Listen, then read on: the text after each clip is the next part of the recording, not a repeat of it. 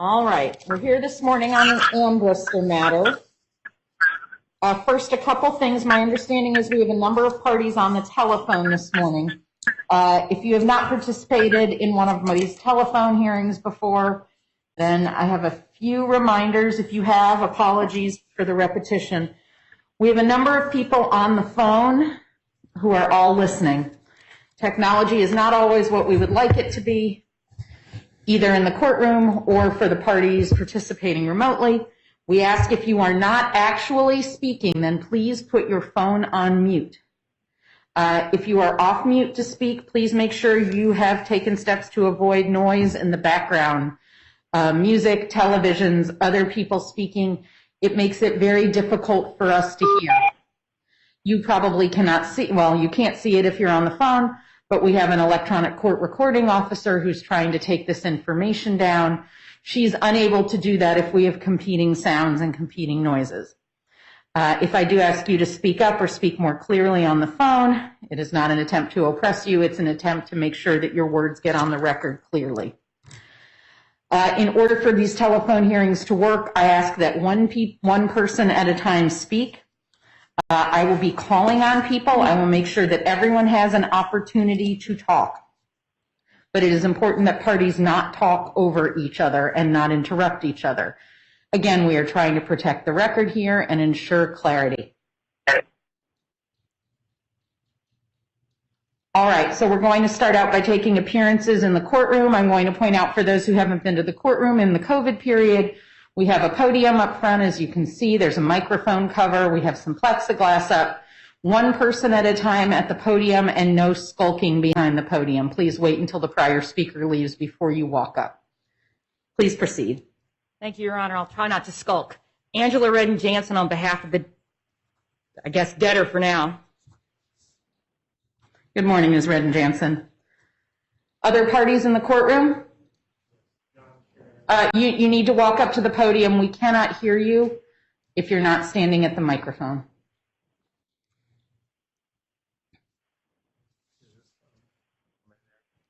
Almost. I've got low vision, so bear with me also. I'm technically. No problem. Is there something we can do to accommodate you on that? No, this is working. Okay. I'm with Robert Drace this morning. And your name is? John Chiron. I've been his attorney. And sir, could you spell your last name for us? Charron. I want to advise the court that Mr. Drace has engaged another attorney to handle his. I'm sorry, Mr. Chairman. Can I get you to speak more directly into the microphone? You're not a loud talker. Yes. Your Honor, I wanted to advise the court that Mr. Drace has engaged another attorney who's going to handle the regular procedures in the bankruptcy court. His name is Steve Fuhrer, and he entered a motion yesterday that needs to be set regarding the directorship of the company in question. Unfortunately, Mr. Fuhrer could not be here today.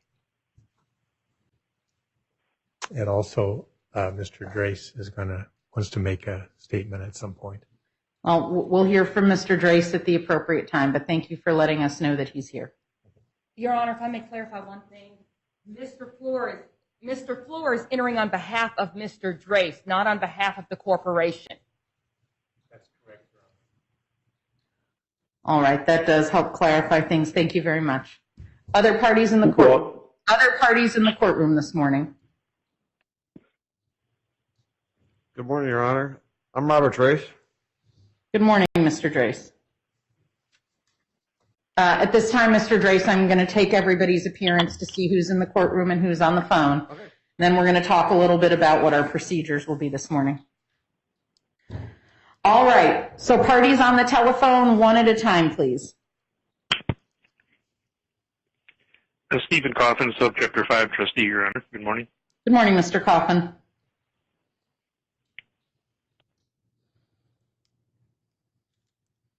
Good morning, Joe Schlotzauer, U.S. Trustee.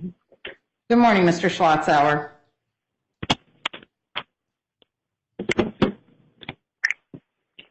Jeffrey Mize is here.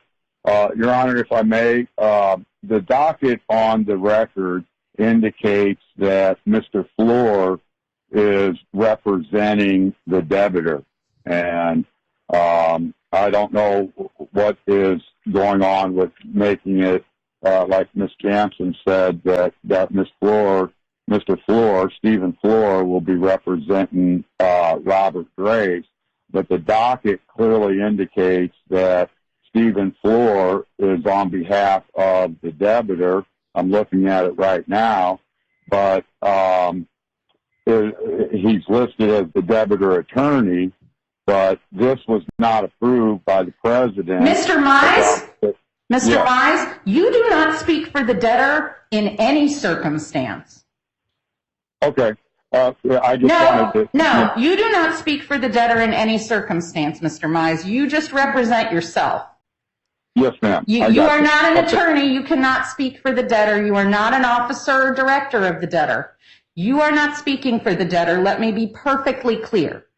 We've already had a statement on the record from Mr. Chairman about who Mr. Floor is supposed to be representing. Let me deal with the clarity of the docket. Mr. Floor is not here and is not going to be presenting anything today. Okay, I just want to let you know that the docket clearly indicates that Mr. Floor is representing the debtor. That's all I wanted to let you know.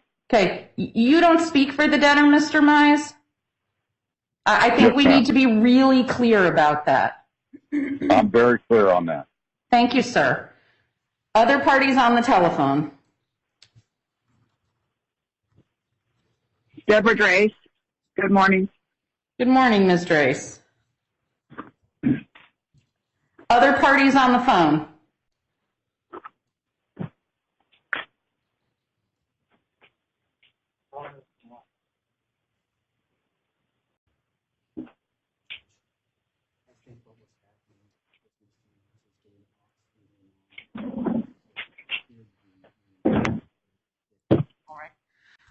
We had some concerns that I thought I heard a voice faintly in the background, but that did not come through. Is there someone else who's speaking who's on mute or who has their volume turned down?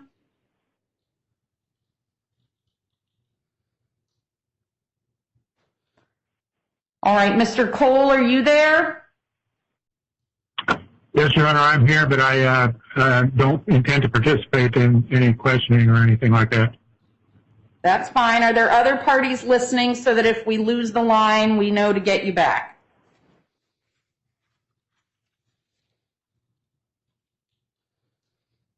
All right, we seem to have a full team then. All right, I have a few preliminary matters to address this morning. So on the docket this morning, the primary issue is the motion to withdraw counsel. The court has reviewed the papers in this matter, and there appear to be two primary issues in that motion. The first issue is whether the relationship between Ms. Redden Jansen and the debtor in the attorney-client capacity is irretrievably broken. But the second issue, in my view, the larger issue really is who has authority to direct counsel in this case, and the effect that has on the ability of Ms. Redden Jansen, or in fact any counsel, to function in this matter. The problem we have in these matters is that our record lacks evidence, and so the court went ahead and entered its show cause order for today. The show cause order gave parties until March the 29th to file responses, to submit exhibit lists to the court, and to submit witness lists to the court. On the motion to withdraw, I see one support that was timely filed by Ms. Redden Jansen, and one response filed by the Subchapter 5 trustee. I see no other objections to the motion to withdraw itself. Are there any objections out there we're not aware of that were not filed? All right. I also saw no exhibit list and no witness lists. So we're not expecting to have a presentation of evidence today or to have witnesses testifying under oath. So what I have here is a motion and a number of parties who I expect have positions on the motion or not. So let me ask, and I'm going to start and see if there's anyone who opposes the motion itself, and that will then give me some direction on how I'm going to run this proceeding this morning. Ms. Redden-Jansen, are you aware of any objections? I am not aware of any objections, but as I indicated to Robert and to Mr. Floor, my opposition isn't to representing the debtor per se. My opposition is to Mr. Mize and Ms. Drace and the general conduct during the case. Mr. Floor has filed a motion to have those directors removed for cause. That is not on the docket. If they were not directors and they were not contacting me and filing motions and doing all these other tangential things that have been going on in this case, I could certainly complete my task. We do have one more issue on the docket, or not on the docket, but one more issue that's probably pertinent. There is still a viable contract for the purchase of the real estate for $1.25 million. Mr. Drace, who is here today, called a meeting of the directors prior to my filing my motion to withdraw. No one appeared but Mr. Drace. The agenda of that meeting was to determine who was going to be the person providing me direction and to sell the real estate, to approve the contract to sell the real estate to Mr. Yackey, what we'll call the Yackey contract. So we have this contract that could effectuate the intent of the plan that is still viable and could be accepted by the contract. If we could get a consensus of people or if we could get it signed off on by the board of directors. And I'm somewhat disheartened by the fact that we have money on the table for all the creditors and that could go back to the directors. And we can't get two of the directors to even show up at the meeting that was validly called and noticed pursuant to the bylaws, Your Honor. That's my biggest concern. Objection, Your Honor. No. Everyone will get their chance to speak. We're not going to have these random interjections as has happened in the past. I will shut this hearing down.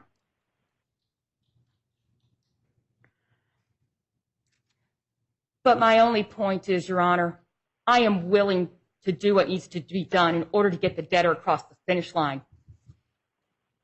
provided I don't have to deal with the other matters that have been going on in this case.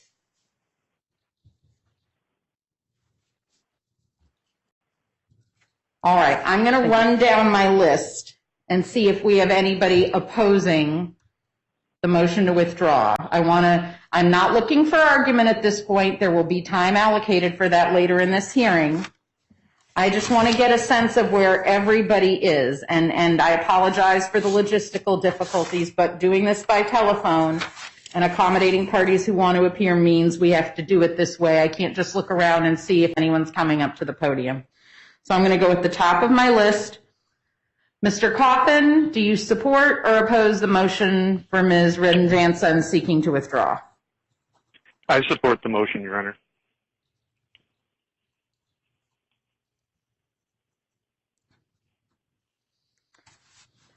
Mr. Schlotzauer, you've been sitting on the sidelines in this case. Now is time to step up. Your office's position? No objection, Your Honor.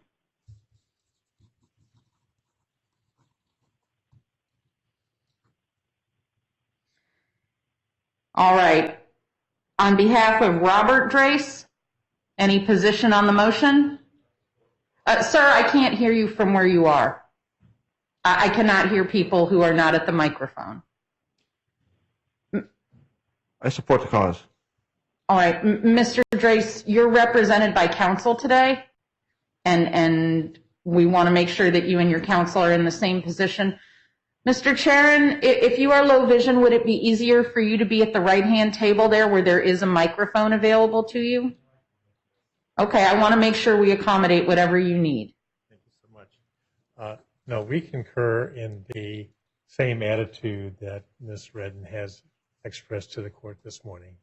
We're happy with her work that she's done so far, and that if she was given the chance and without aggravation, this bankruptcy could proceed under her direction. Thank you very much. Ms. Drace, Deborah Drace, your position. I had objected to the fact that that I had requested for her to return her fees, or there to be some evidentiary hearing to order the return of the fees that we paid her, because she misrepresented a lot of facts to the court, and I don't oppose her withdrawal. I actually asked her to withdraw after the 341 meeting, when she had made a bunch of misrepresentations. And so I don't object to her withdrawing, but I believe that she owes us back money so that I can retain counsel for the debtor. Ms. Drace, that other motion is not before the court today. All we're hearing today is withdrawal. So I definitely do not oppose to her withdrawal, because she's misrepresented facts to this court and misrepresented this whole entire case. I also object to John Sharon that he is a conflict of interest. He cannot represent Robert Drace. I consulted with John Sharon to represent me prior to even hiring Angela Jansen, so I have no idea how he's there representing Robert Drace. He has a total conflict of interest. He was supposed to be against Robert Drace, actually, when I first consulted him. And then we altered it that he was going to be working for the debtor, so he cannot represent Robert Drace. So I want to make that part of the record, because I definitely was the first one to make contact with John Sharon and go over a bunch of different facts with him, so I don't know how he's there representing Robert Drace. All right, we've heard your position on the withdrawal. It was almost going to be the power of attorney for me, so it's just not right that he's there trying to represent Robert Drace. And they all know this, okay? Ms. Drace? And I don't know why you don't have the objection. Okay. Ms. Drace? Mr. Sharon, whether Mr. Sharon does or does not have a conflict of interest is not before this court, and to be perfectly frank, I don't know that we would have the ability to address that at any point. That's between him and his clients or not clients. I don't think that's in front of me at this point. Let's please try to stay on track, all right? These proceedings go so much more smoothly. I know, but I just want to make it clear for the record so that we don't have to constantly file adversary pleadings, spend $188 to get him removed as being the attorney of the record because he has a conflict of interest. It's costing a lot of time and money because people are misrepresenting things to the court. We have heard what you said. I also, can I make one more? I object also that Angela just said that a meeting was duly called by Robert Drace. And that is just not. That's not for the point. That's not the point yet. Like I said, I'm just getting the viewpoints on whether parties have objections to the withdrawal or not to the withdrawal, because I'm trying to find out what is disputed today and what is not disputed today. Okay. All right. You will have another chance to speak in the hearing, but we are really trying to remain focused on the issues in front of the court. Okay. All right. Mr. Mize, your position on a withdrawal. Thank you, Your Honor. I fully object to the application for withdrawal. It's my position, basically, and I'm not speaking for the debtor. I'm only speaking for my own individual interest.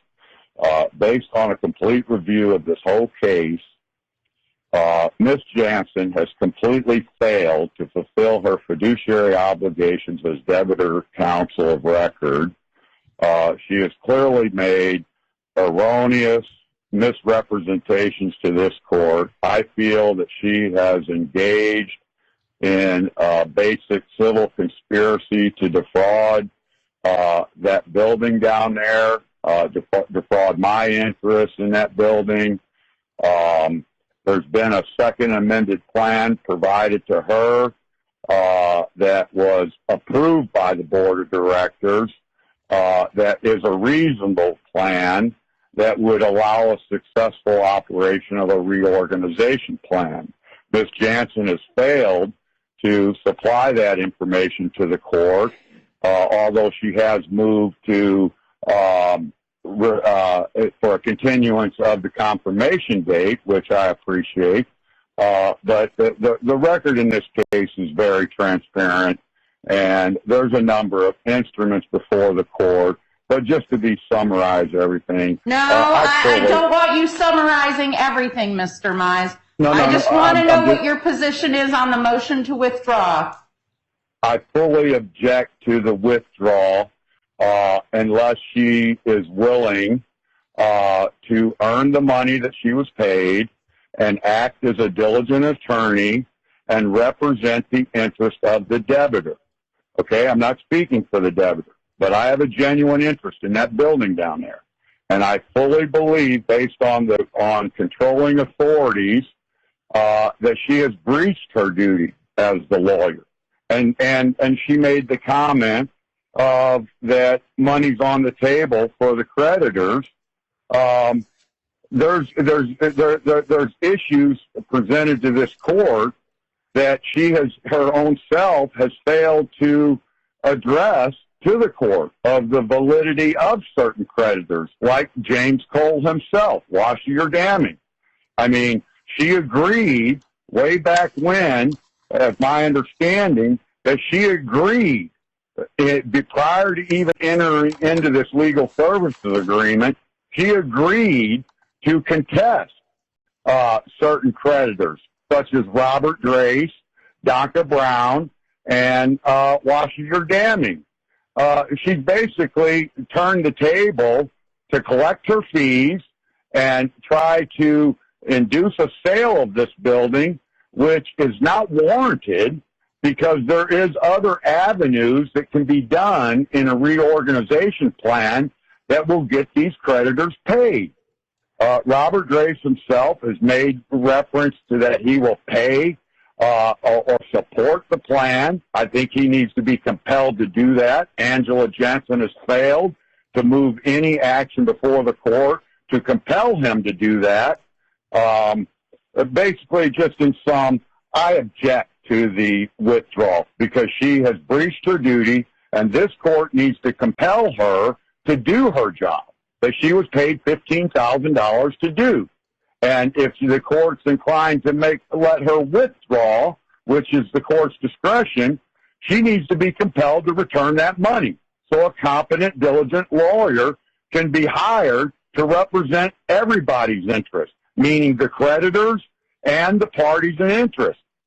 That's where I'm at. So I'll let that stand. But I object to the withdrawal.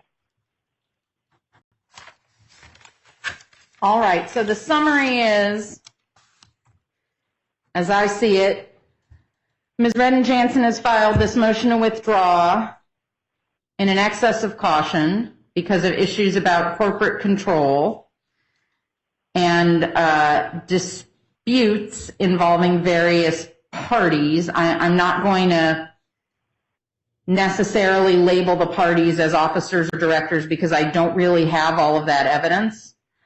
No party opposes Ms. Redden Jansen withdrawing, with the exception of Mr. Mize, who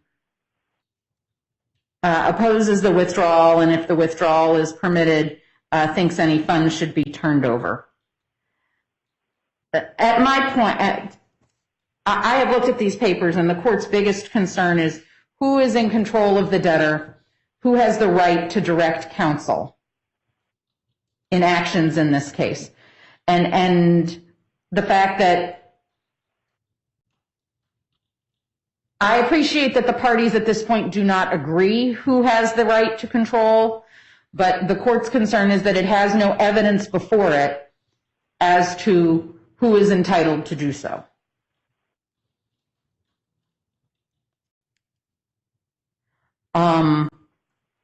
We have multiple parties asserting that they are officers. We have a lack of clarity about who the directors currently are. I do not have information on corporate organization and governance and what is currently valid or not valid. I set my show cause order requesting that both Mr. Drace and Ms. Drace appear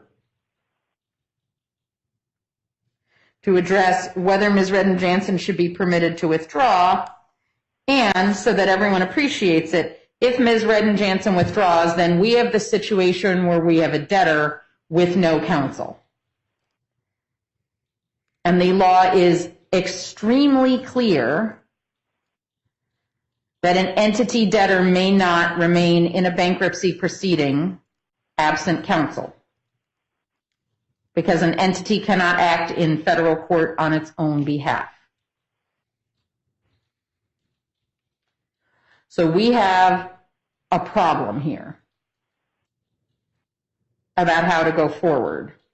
Because what I hear from Ms. Redden Jansen is, and correct me if I'm wrong, Ms. Redden Jansen, if there's clarity about who is in charge, then you may decide not to pursue your withdrawal. Correct, Your Honor. And if that person in charge does not happen to be Mr. Mize and Ms. Grace, yes, that would be an accurate statement. Your Honor, I object. Both Barbara Trace and Deborah Drace said she could resign and withdraw. Okay, they're the main two owners of this company, and they both said she could withdraw. Ms. Drace, first of all, I've already asked you not to interject. Second, we have, as I have just said, no evidence before the court about who the owners of this company are. Yes, you do. No, ma'am. Ma'am, please don't interrupt me. Okay. I do not have evidence before me. You saying something, or Ms. Redden Jansen saying something, or Mr. Drace saying something is not evidence. When we are dealing with corporate organization, we require documents. We require proper presentation of the documents, because just attaching a piece of paper to a pleading does not make it evidence. And testimony. And no party prepared to present exhibits today. And no party transmitted a witness list for today, even though the court invited parties to do so in its scheduling order quite clearly, which is why we have a problem. Objection again. Once again, you asked if there were going to be objections to her withdrawing, and no one objected to her withdrawing. Ma'am? So, we didn't need to present witnesses for that. Well, ma'am, no one's presenting any witnesses today because no one submitted a witness list to the court in advance, as was directed. Why? You only asked for Deborah and Robert's input as if she could withdraw or not. No, ma'am. And nobody there were objected. 2 orders entered. One was the order setting the response schedule and hearing on the motion to withdraw. And then I set a separate show cause, because even at the time I had concerns about who was entitled to direct counsel in this matter, raised as a result of the motion to withdraw and other papers filed in this case. So if someone wanted to present exhibits today or have witnesses testify under oath, the time to bring that to the court has in fact passed, because there were deadlines set and parties chose not to do so, which is in fact their right. As witnesses, yeah, but this was witnesses to not to determine the owners of the corporation. It was to determine if she should withdraw or not. You did not set a schedule for us to determine who's the president and who's the officers. Right. What I have said is we do not have answers on this today, and that is a problem. Because no one has presented evidence. Answers to what? If she could withdraw or not withdraw? Well, when the court receives pleadings, all we have is what's in the pleadings. The reason we have... Right, and nobody objected. And nobody objected to her withdrawal. Let me finish my sentences. I appreciate that it's hard when you're remote, but please. Okay. So when I read the pleadings, all I have is the pleadings in front of me, but the pleadings give you a relatively limited amount of information. This is why we have hearings, so that we can have an exchange out loud and a dialogue. We're coming to hearing today, and I have this motion to withdraw in front of me. The motion to withdraw says what it says, but Ms. Redden Jansen has expanded on it, that she is willing to stay in the case. And let me note, withdrawing is not... No, I'm not finished. Please. I just... Can I say one thing? I object to the... I will give you Ms. Drace, I will absolutely give you a chance to speak. Okay. But please, So, Ms. Redden Jansen has stated today that she may not need to withdraw and leave the debtor in a position where it has no counsel and is unable to proceed in this case and potentially suffer the consequences that a debtor suffers when it has no counsel in a bankruptcy case, in the event that she has some clarity about who is in charge. So we do not have any evidence, as I understand it, that's going to be put before us. What we have is parties who will speak on their views, but we do not have any hard evidence today. And no, please wait. The court is not required to permit Ms. Redden Jansen to withdraw. It has already been noted that that is within the court's discretion. And the court is hesitant to leave the debtor in a position where it is unrepresented, because that leaves the entity vulnerable in the bankruptcy case to actions by creditors.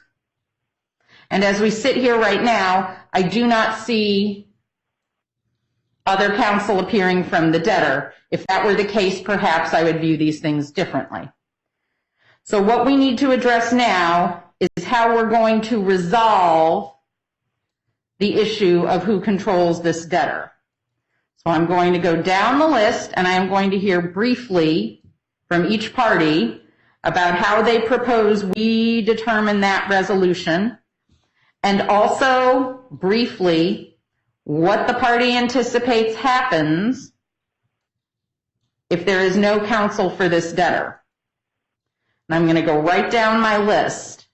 And I'm not looking. Can I speak first, Your Honor? I'm going to go right down my list. That way we don't miss anybody. Yes, So, ma'am. Ms. Redden Jansen, let's start with you.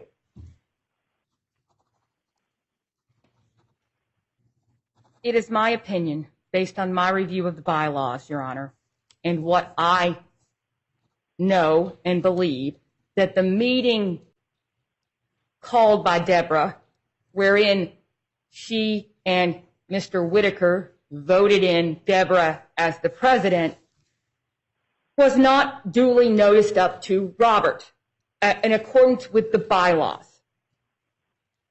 Therefore, he has not been removed as president.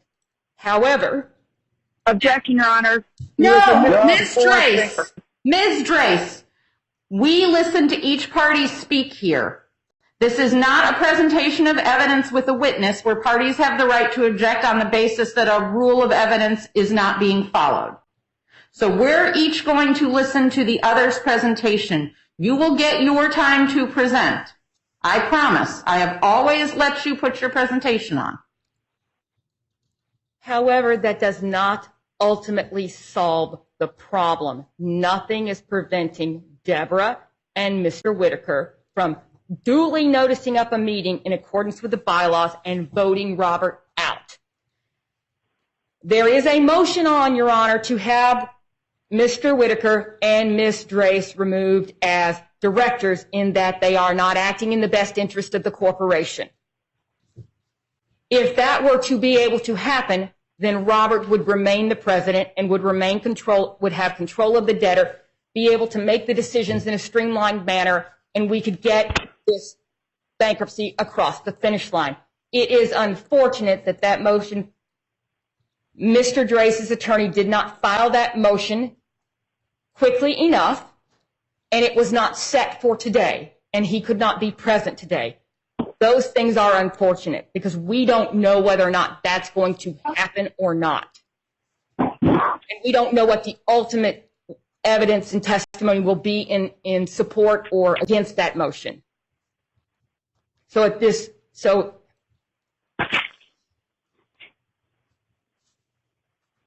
Determining that Robert is the president today doesn't get us across the finish line, nor does it help us solve the problem. I think the only thing that helps us or solves the problem is getting Robert's attorney's motion properly before the court and properly heard.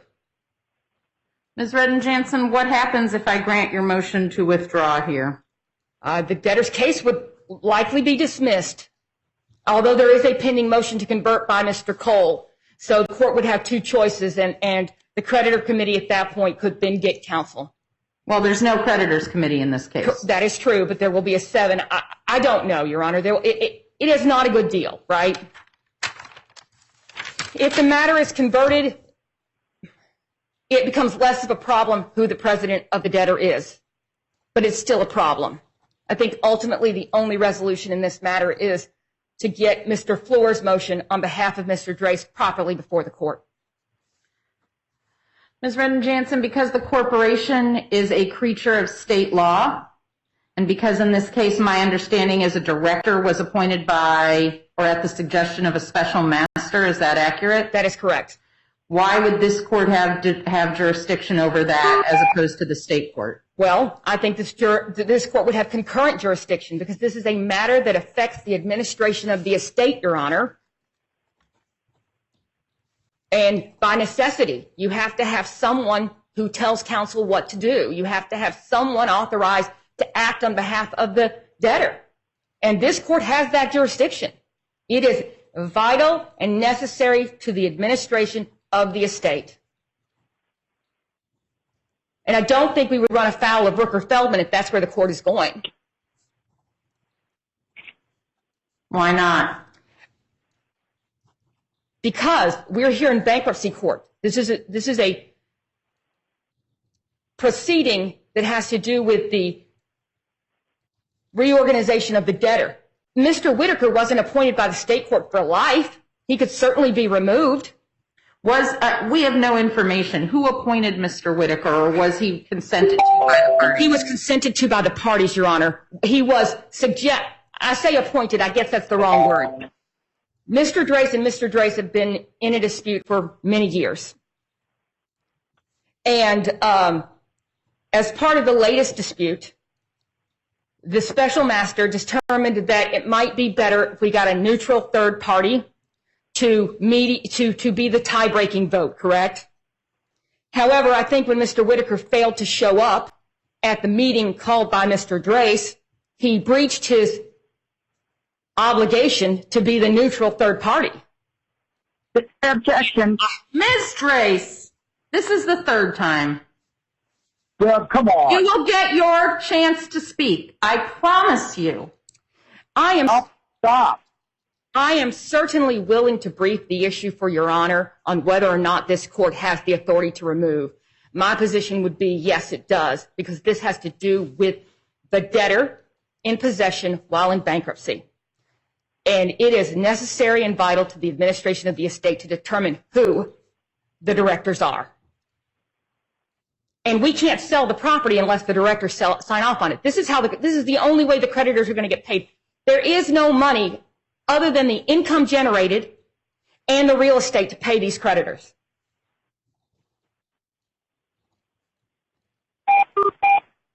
Anything else? No, Your Honor. All right. Mr. Coffin. Yes, Your Honor. So, Your Honor, I honestly don't know who the current president is. I'm aware of at least 2 board meetings where 2 directors voted to remove Mr. Drace as president. But as Ms. Jansen said, the validity of those board meetings is at issue. But I think clearly at a validly called board meeting, the majority of the directors can fire the president of the corporation. So to me, I agree with Ms. Jansen. It kind of comes down to who the directors are or are going to be. And I believe currently there are 3 directors. There is a motion to remove 2 of them, which would be Mr. Drace. Whether Your Honor has the jurisdiction to decide that motion, I don't know. But I think that's going to be, the key. Who is the board and who are the valid board members that can approve a plan of reorganization and, if necessary, a sale of the real estate.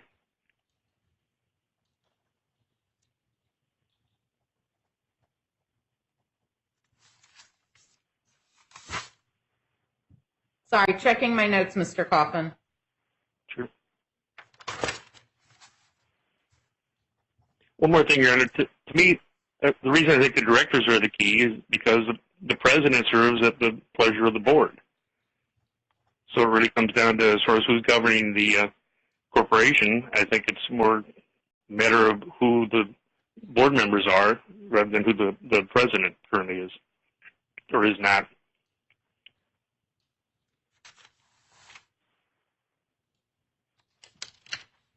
All right. Thank you, Mr. Coffin. Yes, Your Honor. Mr. Schlotzauer. Your Honor, I don't know if I can articulate it much better than Mr. Coffin. And as Your Honor has already indicated, the issue is who's in charge of the debtor. I am somewhat skeptical that we will figure that out. And, I won't say it's impossible, but, I'm not opposed to Ms. Jansen withdrawing, given the conduct in this case. So, I don't know. I feel like we're at a bit of an impasse. That's just my take on this, and that probably conversion or dismissal is, probably the next step.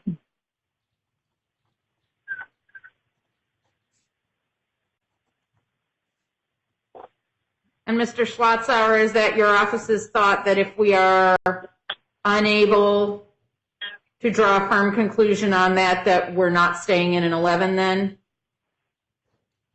I would move to convert or dismiss if the trend of not knowing who's in charge continues, because that's clearly impeding the debtor's ability to put forward a plan of reorganization. If they can sell the real estate, they could emerge from this case. But the problem is they would have to have consensus on selling the real estate, which they've been unable to do throughout the case. So I hope that clarifies my position. As a follow-up, Mr. Schlotzauer, I know that there's a motion out there that somewhat obliquely seeks to expand the responsibilities of the Subchapter 5 trustee. Does your office have a position on that subject? I'm not sure which motion Your Honor is referring to. Is that about the investigation, or is that something else? Yes, that's about the investigation, but some of what that motion discusses is expanded Subchapter 5 duties. I guess my mind is now trending in the, or at least I want to explore with you briefly, the operating trustee concept.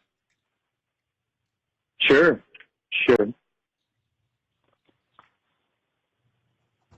So, with regard to the court, having Mr. Coffin conduct an investigation as the Subchapter 5 trustee, I mean, I think the purpose of asking him to do that originally was to, discover whether there were any accounting anomalies, whether there was any fraud or mismanagement. So I don't necessarily think the request to have him do that investigation was to figure out who's in charge of the debtor, if I'm following Your Honor. Well, you mentioned conversion or dismissal. There is another way. Give me just a moment. These sub-5s, I always have to look at my code again briefly.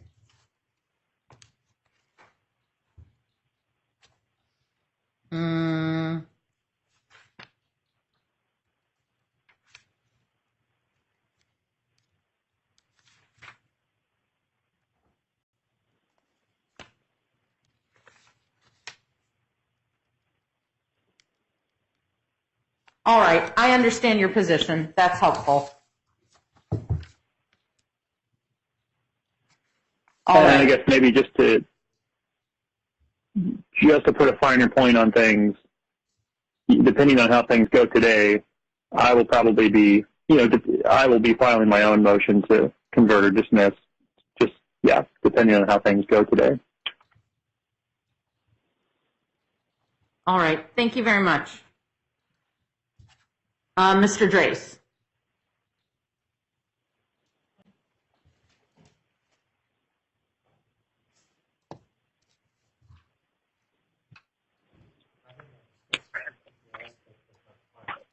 Sir, could I get you up to the microphone, please? I cannot hear you. I have not discussed this particular aspect with my client.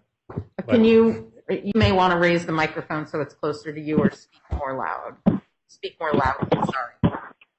I have not discussed this with my client, this particular aspect, but it would be my advice that we proceed with the motion on the directorship, and in that process we can resolve these authority of the directors.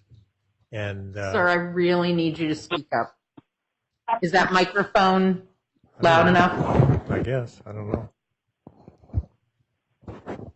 I have not spoken with my client regarding this particular matter, but it would be my advice that we proceed to have an evidentiary hearing on the motion, setting aside two of the directors, and in that time resolve as much as we can about the legal matters and who's to be directors. And it may result that it results in a orderly conversion to some sort of receivership where final decisions can be made outside of the board of directors. All right, Mr. Chair, and you understand this is bankruptcy court. We do not put receiverships in place normally. I mean, right, but a like situation. Okay. Where the trustee would have control. Let me ask a follow-up question. I don't know if you have a position on this. I know you don't have primarily a bankruptcy practice, Mr. Chairman, but what would your position be as to whether this court would have jurisdiction over those issues? And again, can I ask you to step up to the microphone? I can't hear you when you're far away. It would be, in my opinion, that the bankruptcy court has broad powers to resolve legal matters, and they oftentimes they choose to do it themselves or to transfer it to the circuit court. That happens all the time. So even if this is a Missouri law matter, it could be handled in this court, I would think.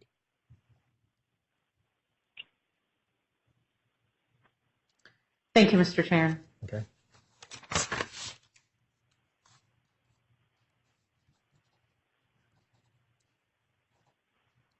All right, we're going to call on you next, Ms. Drace, and as a reminder, please let's focus on the specific issues that we're dealing with here, which is who has authority with regard to the corporation, whether the court has jurisdiction to determine that, and what happens if the motion to withdraw is granted in terms of where this case is. You have the floor. Okay. I object to everything that Angela Jansen stated earlier. I object to also Mr. Sharon. Once again, I mean, I have emails and conversations all documented that I consulted him first, and he has a conflict of interest. I also, today I did send everybody my motion opposing James Cole's motion for order to convert this to Chapter 7, and I asked for, in that, which I could do verbally right now, is that I'm asking the court to give a jurisdiction statement, if possible, because I don't even know if the court has had jurisdiction since September. If in fact the court if the company is not organized according to the bylaws, according to the rule of law, according to the articles of the corporation, if the company is not organized that way, according to those rules, then does the company even have standing? I mean, what I've read, and that's why I would like a jurisdiction, clarity as to how this court has jurisdiction. Furthermore, I would tend to agree if we're at a total impasse, then I just think that dismissal, if Robert is not recognizing that he was removed, Calvin and I did duly call a meeting. It wasn't just Debbie Drace that called a meeting. Calvin and Deborah called the meeting, the board meeting, according to the bylaws. It was duly called, and Robert called the one on 8/10 of 2020. He called the meeting, and where he was actually removed. The one that was more recent in March was called by Debbie and Debbie and Calvin Whitaker, and was just reconfirming what had already taken place in August. Angela Jansen came into court with these petitions, and I found out during the 341 meeting that Robert was still alleging to be president, and none of that was discussed when we first hired Angela. Part of the reorganization was would have been to restructure this corporation, and definitely not with Robert as president. He has abandoned that company. It was found out in late August that he was working full-time at a restaurant and a gas station. He's totally abandoned the place. He's left it to people that are not directors.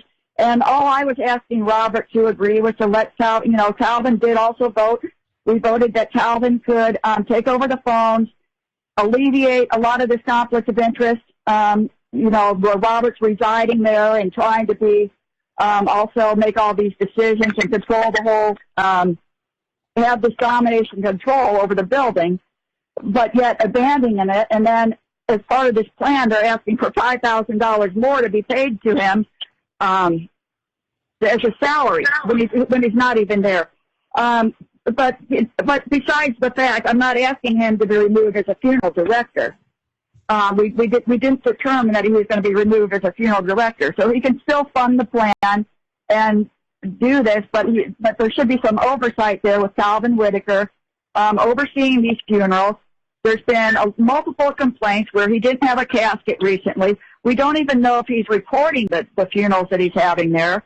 We believe that he's avoiding putting stuff on the obituary page, may not even be reporting the funerals he's conducting there, may not be depositing the funds, and may be giving the illusion that he's funding this plan, but he's getting $1,800 a month from this Schaefer, and who's been reporting back to us about funerals that he's held there where he didn't have a casket and other discrepancies, which aren't before the court right now. But I definitely could show, if I knew that Angela was going to expand, or that the court was taking up some expansion, that she was still going to be counsel, I would have had more evidence to support the withdrawal and the misrepresentations that are being made to this court ever since the very beginning, where at the 341 meeting, I had not even received the amended plan, the amended petition that she had filed with all of these allegations and new debts that were supposedly owed. And I've outlined a lot of this today. I don't know anything about taking up something about removing directors. I haven't seen that motion, if that was filed, or anything about a new lawyer representing the company, because obviously it was never in front of me. No one presented it to me, but. And I'm not hearing that today, Ms. Drace.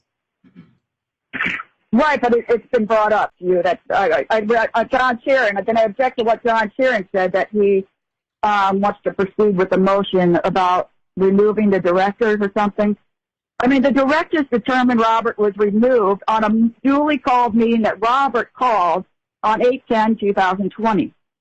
And then, again, we reconfirmed this because Angela and Robert have been retaliating, and he's been squatting. He's been squatting over at the corporation, locking the doors, changing the locks, and housing cats there, having trespassers come in there that are not authorized. He's breaching a contract. He's breaching a duty of loyalty, breaching trust, and they're converting inventory and assets. And Angela, this list goes on and on and on about the misrepresentations that Angela has made to this court. Then I just feel I am in the interim, that I am definitely voted for myself to be president, because I am definitely feel that there needs to be some oversight there. I definitely feel that Calvin would be better in the interim until the building sells to handle these funerals. And it's been voted this way over 2 times, and if necessary, Calvin and I can call a meeting again today. I mean, it just keeps to be repeating itself, and no one seems to be listening or providing us a voice. I mean, the directors were orchestrated by James Cole himself. They orchestrated getting Calvin Whitaker. I was opposed to the whole thing. It was unlawful from the beginning because Calvin Whitaker is not a shareholder. The shareholders, so a company has to be organized according to the bylaws and according to the articles of incorporation. It clearly states you have to be a shareholder to be a director. Okay, well, they all did this behind our back through state court, and it was all unlawful then just to appoint Robert. He was appointed there to appoint Robert to have a meeting, and it was planned. There was even a script. There was a script for Robert to read from where Calvin was going to vote for Robert to be president and for secretary. When I was wanting to dissolve this a year ago, and a year before that, and a year before that. This keeps going on and on and on, where they continue to have this company, and Angela only wants to now expand on her representation so she can continue to bill under a very expensive Chapter 7. That costs money. It also costs an extreme amount of money to have a Chapter 5 trustee come in here and run the thing. I mean, the case might as well be dismissed if you're going to do that, because Robert was going to let the place foreclose anyway, and he's already in breach of contract, in breach of duty of loyalty, and breach of trust, and I can just handle this in a whole other court for those breaches. This is just completely just overwhelming that now he's hired another lawyer to work for the debtor without board approval. It has no standing. Robert doesn't have standing. There is a new president there, and if he doesn't want to recognize this, it's not to be against them, it's to be for the company. It's to protect the company and try to do a realistic plan, not to pay him $5,000 and to expose some of these misrepresentations and correct them. If that can't be done, then yes, I believe a dismissal would be the only way, because it's going to cost so much money and appeals going on and on about who was the director. I mean, who's the president?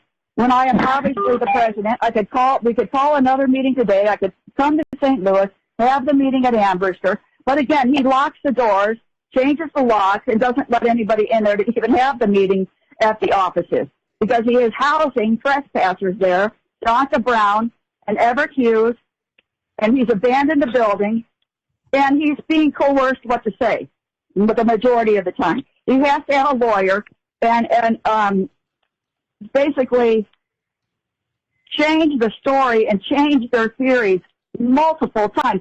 I mean, if the court can see that Angela Jansen on the petition said that Calvin Whitaker is not a director, then she sustained my objection and said that he was a director. If you only could see what they are doing behind the court's back, it would be, it's just outstanding. They went behind my back to Calvin Whitaker, Angela and Steve Coffin, to try and get him to approve the plan, make a statement to the court that he was still a director. They wanted him to make a statement he was still a director and to approve this plan.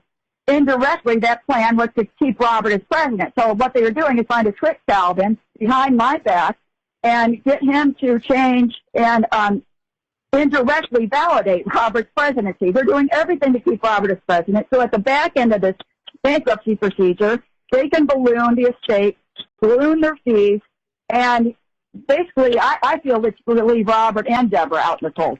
They are forbidding Robert to even communicate.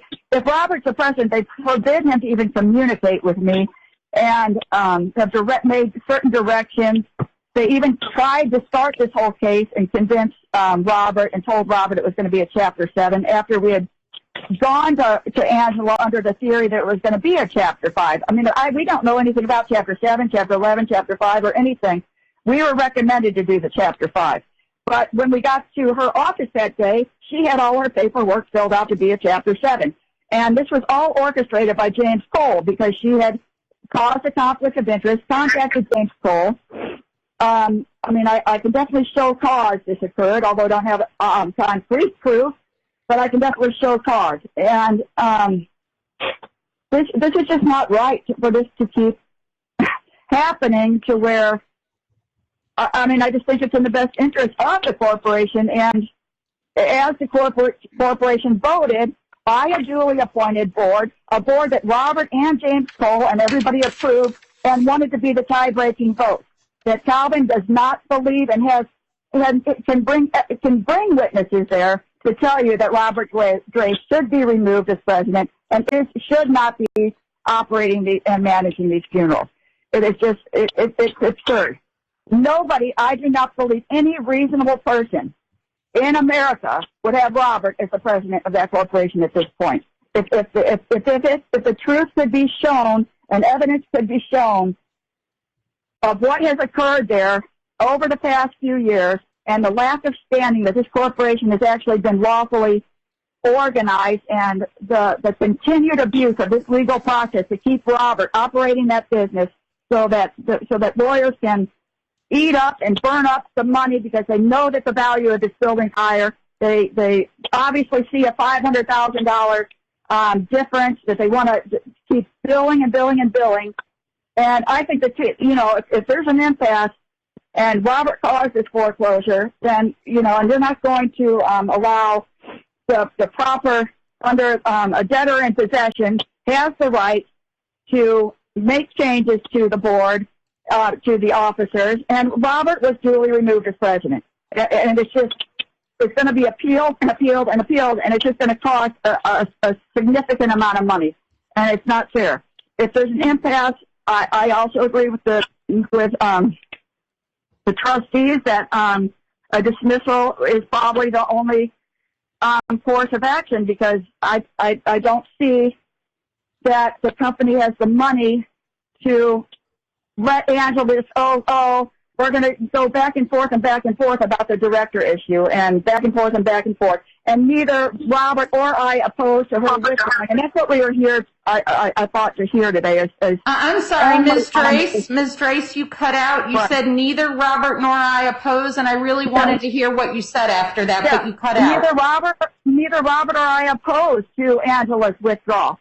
Angela has coerced Robert to say things and do things, and she has to pay us back the money. She has basically had the Chapter 7 theory all along and did not really let us reorganize. She has left me out. She left me out of the amended petition.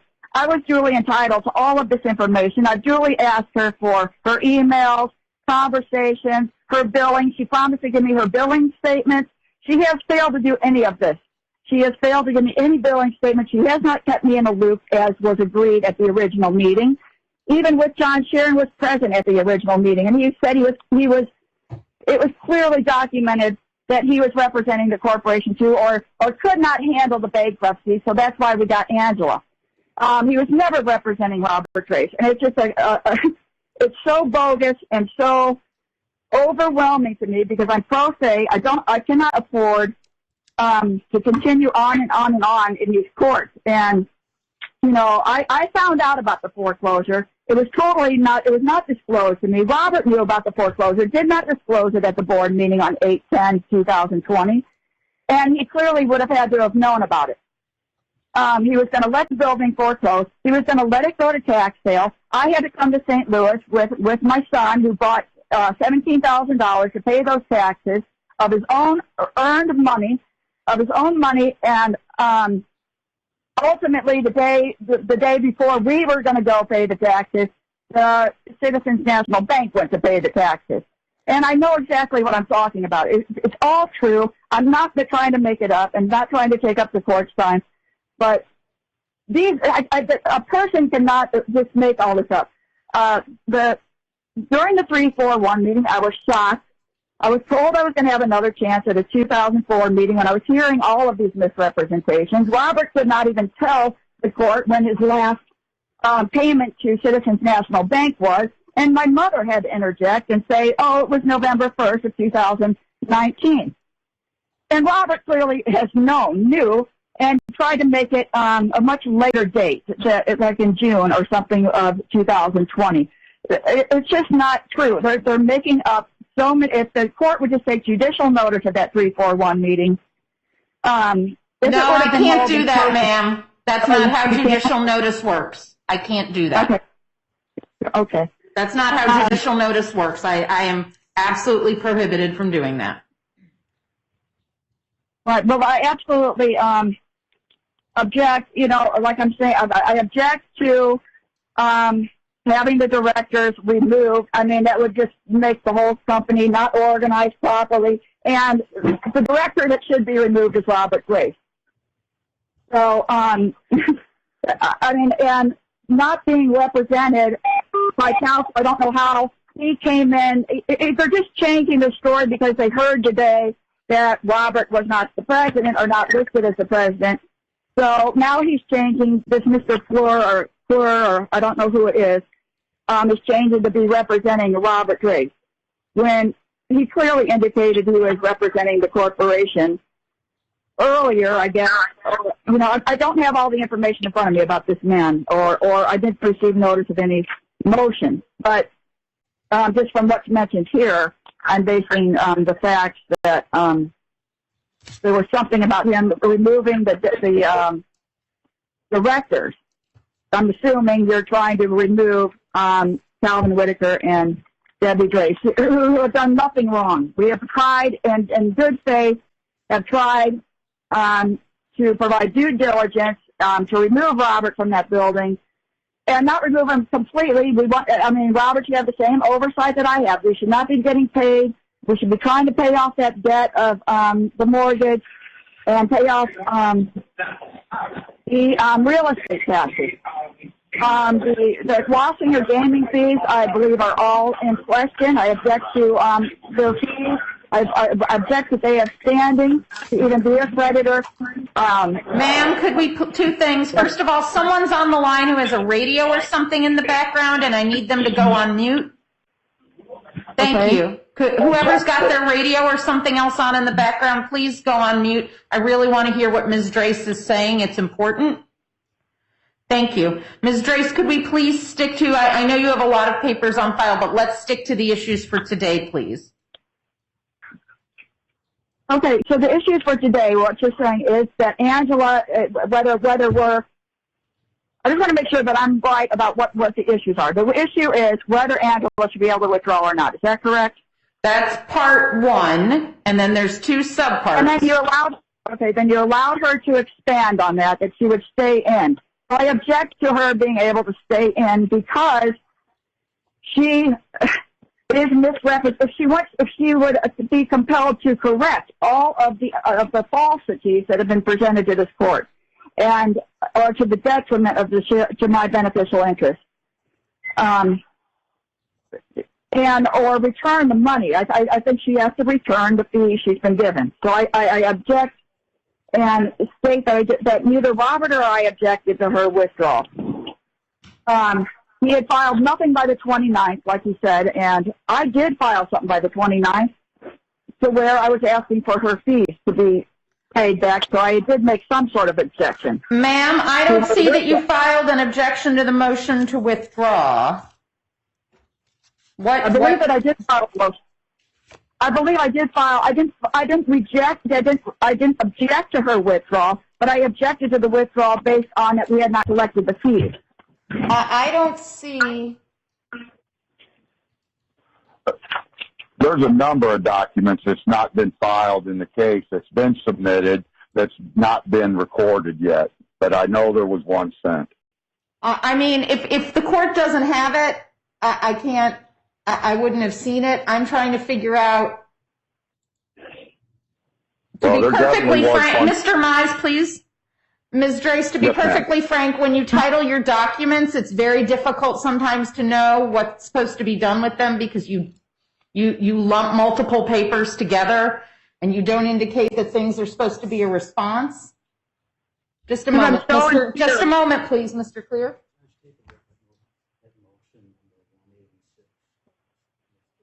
You think 186? So Mr. Clear has pointed out to me that there's something labeled a motion for disgorgement of attorney's fees and motion for sanctions. Is that what you're talking about, Ms. Drace? Possibly where I had objected to, I've sent in multiple papers, so I know that I had objected to the withdrawal only based, I didn't object to the withdrawal, but wanted to make sure the court would hear a motion for her to pay back the money to Robert and myself. It was given by the trust, and She has clearly not earned that money and has not provided billing statements. That's not before the court today, Ms. Drace. That's not, there's nothing filed as an objection to the motion to withdraw. This appears to be a separate motion. The issue of fees, is not in front of the court today. I see, but it seems like the court is bringing up things like allowing her to continue based on some expansion, that she wants to expand, that she will continue as the lawyer if the directors are removed. I mean, that makes no sense. The directors are required to be there. The trustees, I'm a trustee, I'm required to be a part of this corporation. You cannot just give domination control to Robert Drace. It's going to get, we have to appeal this. It's going to cost thousands of dollars. And the company just, it can't afford all of that. I don't see how the company can afford it. I was not presented a new contract. There was no new contract to a real estate sale like James Cole, and they have said, I mean, it's the same contract that Angela Jansen herself came to the court and said was too low.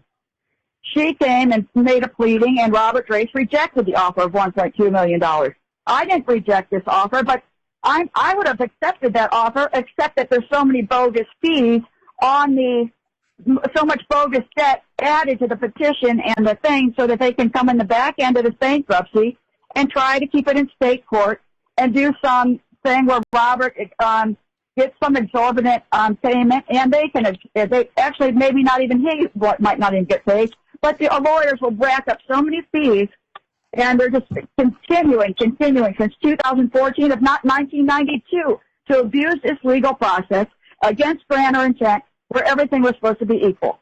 And this has continued well over a decade, if not 2 decades almost, since 1992, where they've taken advantage of a trust and abused the resources of a trust, wasted the resources of a trust. And I just pray that this court either, at this point, after hearing everybody, and if they're going to try and remove the directors, absolutely believe that a dismissal would be the only way. Because if Robert will not agree that I'm the president, just to oversee this during the interim, to make sure the for sale sign's being put out. Robert takes down the for sale sign, has not had it up since we had it for sale. It's probably been staged that he never wanted to sell. I don't even believe he would sign a contract. He rejected the $1.2 million offer. He rejected the $1.8 million offer by the same Yaqui people 6 months prior to filing this petition. He is in no way should be authorized. He has failed to make disclosures that he should have made when we were presented with a $1.8 million offer. He knew we were going into foreclosure. He knew he had not made the mortgage payment. He knew he was paying washing or damning instead of paying that mortgage. And it's unacceptable. Ms. Drace, you've made a very interesting point about the contracts. Let me ask this in a concise way. So I'm trying to determine if there is an impasse here. Let me ask, are there circumstances in which you would agree to the sale of the building? There would only be circumstances to agree to the sale of the building if he fabricated debt. I'm not opposed to the sale of it, but Robert should be responsible for that difference of $1.8 million to $1.2 million, because I did not cause this. There's been a severe detriment because he's living there with cats, and he's taking for sale sign down, and we haven't been able to present the building under the proper thing. You walk upstairs, and it's an absolute disaster with debris and disgusting debris and litter and mess. All right, but Ms. Drace, follow me here. Yes. So you are not opposed to the sale of the building per se. Like the concept of sale generally is one that you might, in some circumstances, be able to get on board with. Of course, because we listed the place for sale on our own. Robert and I did this without the lawyers, without anybody. We did this on our own in 2019. But what I'm trying to tell you is Robert has evaded putting the for sale sign out there. He has evaded even the bankruptcy court procedures, and has been taking the sign down so that we cannot get proper presentation to sell it for the $2.9 million. All right, let me ask a follow-up question. So My understanding is Ms. Redden Jansen will correct me if I'm wrong, a $1.2 million contract on the table. Is that the right number? 1.25 is on the table, Your Honor. All right, Ms. Drace, would you be on board with that or not on board with that? And let me know, this is without saying what happens to the proceeds. At this point, the question is, would you be opposed to sale or not opposed to sale at that price? Not at that price. Mr. Mize, please do not make me caution you again. Please, you will get your chance. Yes, ma'am. I'd have to say I'm opposed to that price based on Robert was opposed to that price also, and the board was opposed to that price. You know, the same man offered $1.8 million 6 months prior, and I believe it definitely should be selling for higher than $1.8 million. If not, I would have taken the $1.8 million offer if I would have known the financial condition and been disclosed that condition. All right, so knowing that at this point you would not be on board with the $1.2 million, is it fair to say at this point you've indicated that whatever ruling, and tell me if I've misunderstood what you said, that if I make any ruling that does not remove Mr. Drace, then there will be appeals forthcoming and a lot of litigation over who is in control, right? It seems to be, but that seems to be if Robert doesn't want, if Robert won't communicate. I've tried to reach out to him several times, but lately he will not communicate. And I can't say if this is an impasse or not. I mean, I don't know if he's being coerced because I haven't been able to talk to him personally. So, you know, it's just, I feel like Robert and I could have worked together, but if we can't, then we can't. I mean, he's come to court. They flip-flop so many times. I don't know, and they don't want to correct the fabricated debt, this $120,000 that he's saying is owed to him. It's just one thing after the other, that if the court really knew the truth and had the evidence before them, you know, it just would be different. And if Robert were working with me, because I know that we have worked together and we could work together. It's just all because of lawyers that have created a more complex problem than it had to be, in my opinion. It never had to get to this complexity. It's because of lawyers' theories or like their own agenda that they wanted to use the corporation. This has started a long time ago, but, you know, they use the corporation to basically, I feel, oppress the shares, keep Robert in control. They've just done it year after year after year. After I've tried to dissolve this corporation years ago, it should have been dissolved, and especially if the corporation wasn't organized properly or under the laws of the bylaws and the articles of incorporation. You know, the former trustees could have brought it to our attention. They could have said, oh, you guys are not doing this, you know, you guys aren't doing this properly. But, you know, they went ahead and then, you know, gone along with it, and then to further hinder it all in 2019 as Calvin Whitaker appointed. So if Calvin Whitaker was good enough to appoint Robert president, which wasn't a mistake then because not all disclosures were made about the financial condition then, we should have never voted for him. He shouldn't have voted for him to be president. But that mistake was made, and now it's, you know, obviously been seen that the debt of the building since 1931 has never been in foreclosure. It has never had so many doing business names as it has today. Never so many bank accounts open. Never so many complaints with the funeral board of the state of Missouri. And it's completely, we are at an impasse is what I see. If Robert will not talk to me, won't reach out to me today, discuss this sale, you know, and make things fair, I'm opposed just because Robert and Angela both come to the court themselves and said $1.2 million is too low. So if it's going to foreclose, that's what Robert was going to let happen because he was going to let it happen anyway. And I tried to do in good faith, I've tried to do what I can do. I've just tried in good faith, the best of my ability, of what I've relied on is the truth. I believe Citizens Bank also kind of dropped the ball here. They could have, I asked for them to be joined to Ms. a probate. Drace, please. Yeah. This is not a recapitulation of everything you filed in the case. We're trying to stick to the issues about control. But going on to other creditors' claims. If I knew this was an evidentiary hearing. If I knew this was an evidentiary hearing today. Ma'am, it's not an evidentiary hearing because nobody submitted any exhibits or witness lists. I'm trying to get a sense of everybody's position here. But I would have presented it if I knew that this was not just about Angela's withdrawal. If I knew it was about who's in charge. Nobody said that there was something going on here today about who's in charge there. Ma'am, the court can always ask about the status of the case, and I entered a show cause specifically that said that the issue is what happens if she's allowed to withdraw. And what you're communicating to me is that we have directors at an impasse. So that is helpful for the court to know. Only two. No. Pardon me. Only one director is at impasse. Two of the directors agree. Okay, so the two directors are the quorum vote. So I didn't know it was a question. I didn't know Robert was coming here saying he was still the president. I thought he was accepting this because he knew it was a duly called meeting. He did not duly call a meeting, as Angela said. I believe because he wasn't the president, first of all, at the time he duly was calling this. You have to have two directors call the meeting.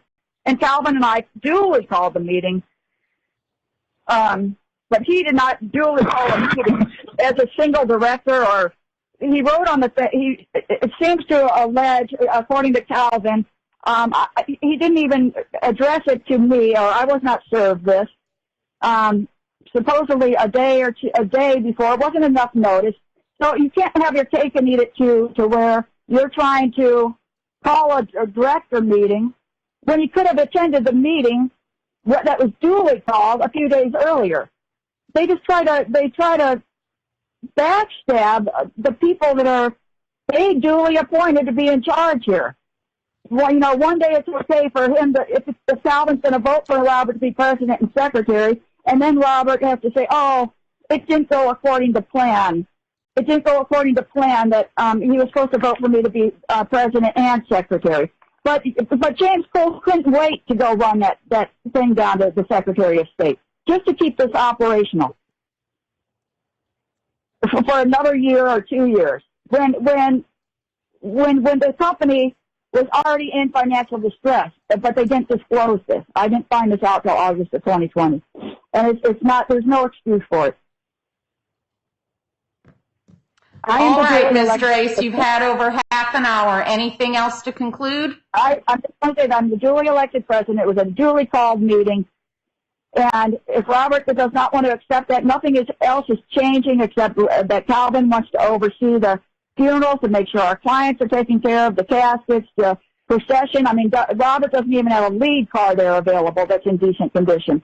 And Calvin has all the vehicles and everything at our disposal, to where he is a much better interim person to be operating these funerals. And that's how it was voted, and that's how it has to proceed, or we're at impasse. Robert and I are at impasse, but, the board voted the way it did. But Robert is not in charge and wasn't in charge, did not duly call a meeting. And I object to the statement that he did.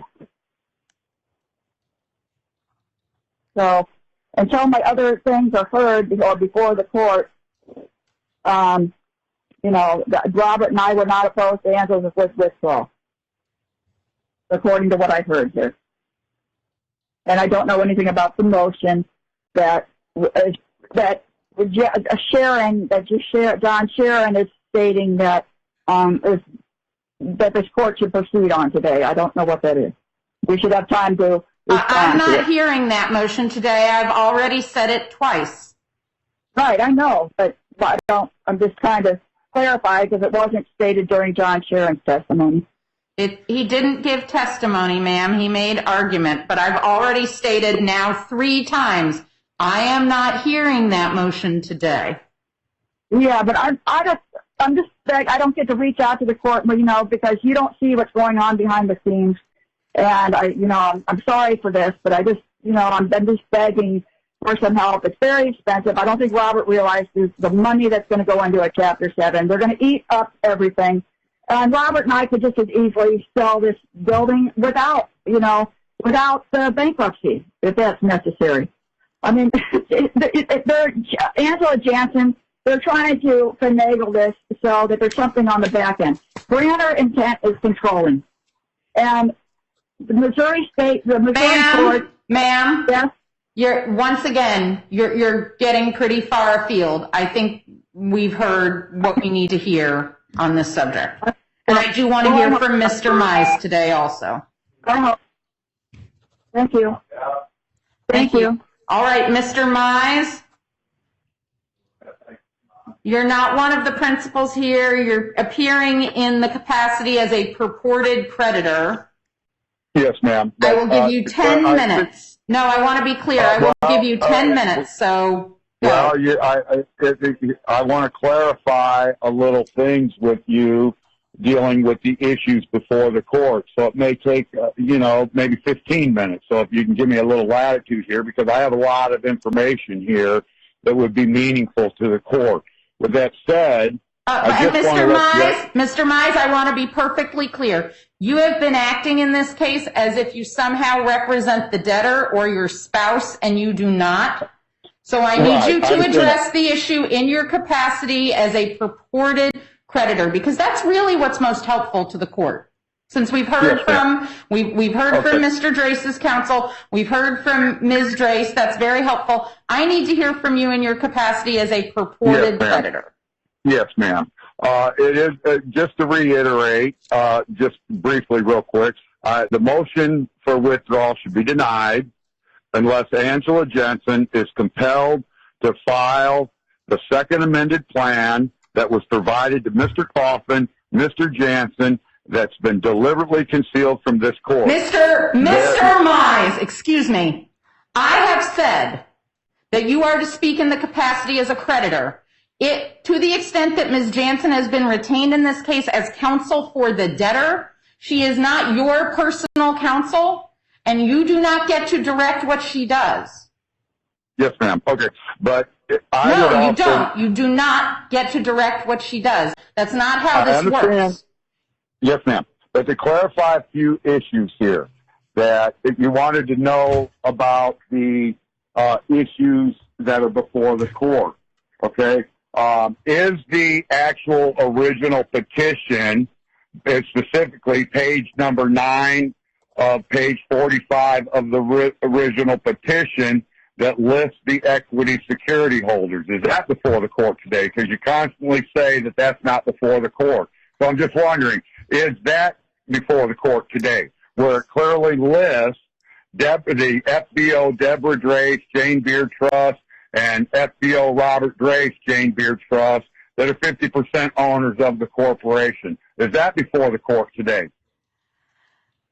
In terms of before the court, if what you want to do is say this is what it says here, you're free to say that. If you want me, no, please let me finish my sentence. If what you're wanting is a ruling or an adjudication as to the accuracy of that, that is not before the court. But if that's a basis for your argument, then go on. No, ma'am. I just wanted to, because you said there's certain things that you're not aware of or that you're not privy to, that I just wanted to make sure that you're clear that is a listed information for the court to recognize. Furthermore, back looking at the docket entry of the state court matter of 18 SLPRO 1136, to clarify some issues that you weren't privy of, I'm going to give you that information.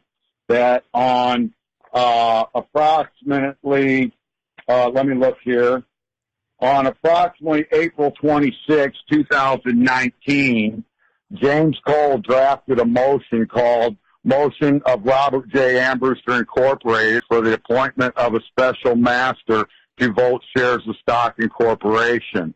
Okay? And then following that, on 6/21/2019, the Honorable Judge Brian H. May issued an order to appoint the Honorable Thomas J. Preble appointed a special fiduciary master for the Jane Ann Brewster Beard Trust. During that, after that, but mind you, this was all done by James Cole, okay, of Washington Damming. Then, on August 9th, 2019, James Cole drafted on behalf of the debtor and sent a copy to Robert Grace, Deborah Grace, and Calvin Whitaker, all identified as directors based on the appointment of the Honorable Thomas Preble of Calvin Whitaker as the third member. But I also want the court to realize that the bylaws of this corporation require 3 board members. So I'll get to my point about this motion here in a minute. But I just want to let you know of all the information that you weren't privy to, and nobody seems to know except for me. And then on or about this hearing on this board meeting on August 9th, I have the transcript in front of me that was drafted by James Cole that clearly indicates that a clear attempt was made by Washington Damming to continue the domination and control of this corporation to vote Robert Grace as president and secretary. I have this script in front of me. Also, then after the meeting where their scheme failed, and Calvin Whitaker voted Deborah Grace to be secretary, a new, which I have a certified copy, and if you want exhibits, I'll be happy to provide everything. On 8/12/2019, James Cole drafted what's called a 2019-2020 Banal registration report that clearly listed Robert Grace as president, Deborah Grace as secretary, and listed the 3 directors. And this was signed, it was personally signed by Robert Grace as president. To clarify that was Thomas Preble. Now looking at this motion to remove the board, the bylaws clearly require 3 directors, okay? So there can be no administration. Mr. Mize, you understand, the motion to remove someone is not before me today, and I will not be ruling on it. Now, I want you to use your time wisely. I don't want to reach the end of your time and you say, ooh, I didn't realize. Well, okay. Well, I just want to be clear that this court lacks jurisdiction to even hear. Matter of fact, that's a frivolous moot motion because of the requirements of the bylaws. But this court clearly lacks jurisdiction, whether it's before the court or not. This court lacks jurisdiction to hear that because it would impede with the court order issued by Judge Brian H. May, and it would violate that state court order. So basically, that motion needs to be presented in the state court where the order originated that appointed the special master. I just want to be clear that this court lacks jurisdiction to even hear that motion. Now moving forward on to the issue of who has the legal capacity to represent the debtor to continue with the operation of the reorganization. Now, we all know a second amended plan was submitted, not to the court, but submitted to the trustees and Angela Jensen. Okay, that would be an agreeable. Now, I'm as a creditor, and I'm voicing my opinion, and I have a strong opinion in this case that second amended plan is a reasonable plan, and it eliminates certain elements that are fraudulently represented in the first plan and the amended plan that was done by Angela Jensen. That plan would give a chance a chance, and that's all we're asking for, is a chance to be successful in the reorganization under different direction and different management. Because under the past direction of Robert Grace, it's failed. We wouldn't be in this bankruptcy court if Robert fulfilled his fiduciary obligations to that company. But with that said, I also want to let you know that you mentioned that there's no objections before the court. Well, if the court would take the liberty to fully, and you said it's not before the court, well, it should be before the court, because document 186, as Mr. Clear indicated to you, the language in that document is an obvious objection. It may not have been titled objection, but the language contained in that document should have been construed as a valid objection. And the court should recognize that. But that's not before the court. But it is noticed up for, I believe, the 13th. So in all actuality, that the action here before the court on this motion to withdraw is premature, because there's information before the court that is not before the court yet, and it will be before the court on the 13th. So basically what we could do, if it pleases the court, we could just put this on the back burner and not issue no orders on this motion to withdraw, because of the fact that there's issues that could help the court make a proper decision on the representation of Angela Jensen.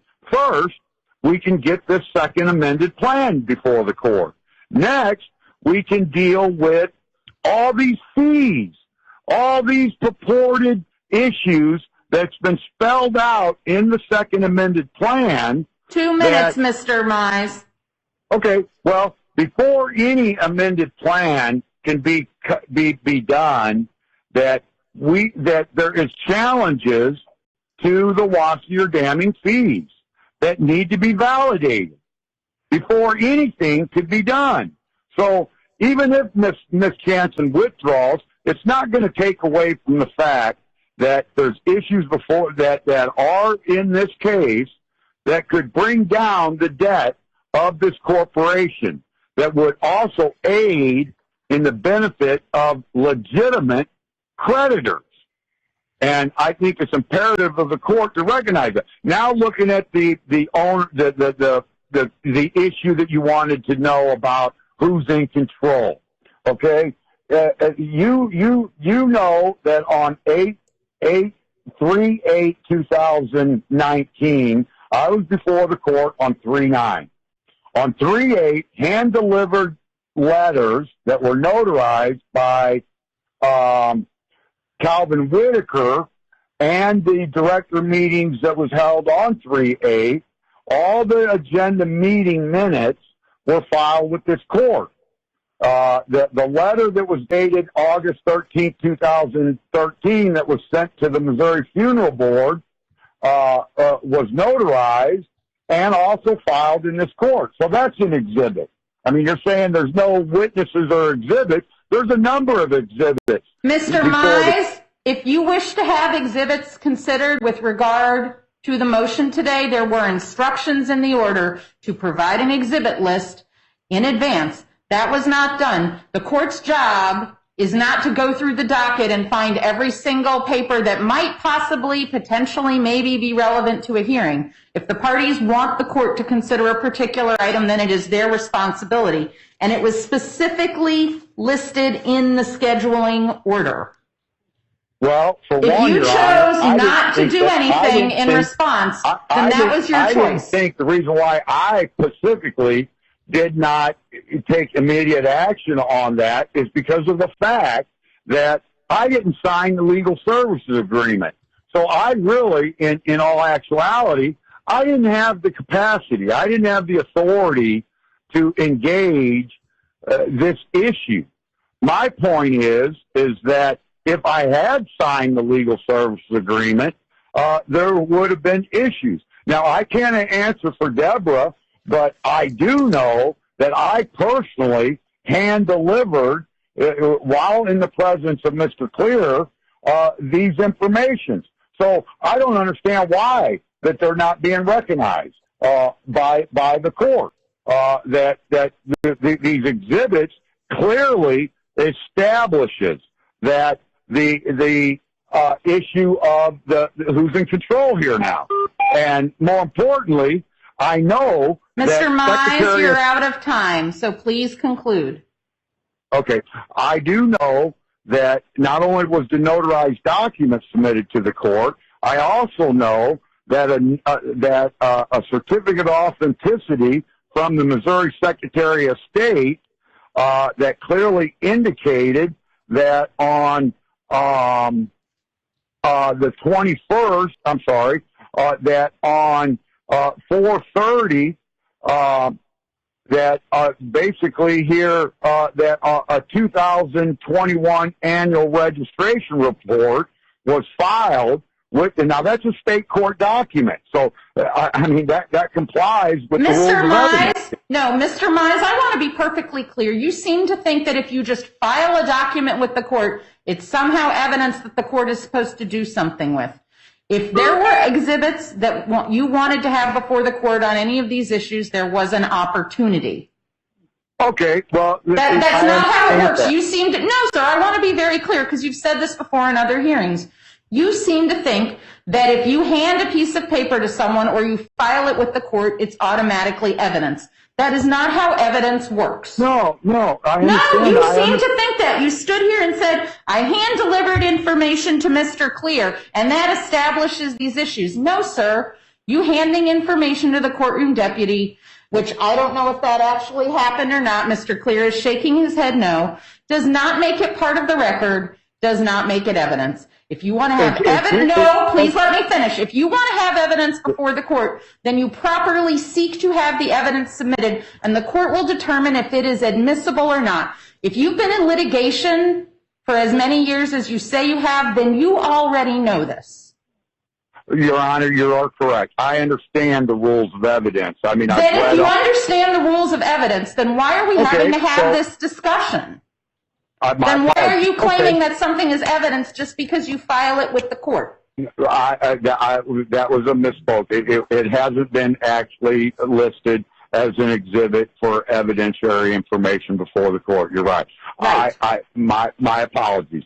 I do know that they were hand-delivered, mainly these director letters that were notarized by Calvin Whitaker was provided to the court. Matter of fact, I've got an ink file stamp on them. Right, okay? But that doesn't mean they're before the court or that the court accepts them as evidence. That is not how that works. We gave all parties an equal opportunity to submit exhibits for today or to submit a witness list. No party chose to do so. Okay, if I may, ask the court. Because this court, even in her very first order, way back when I got involved in this case, I'm not going to waste your time to look it up on the docket here to give you the docket number, but I do know that this court herself indicated, due to the complexity of this case, may warrant the need of an evidentiary hearing.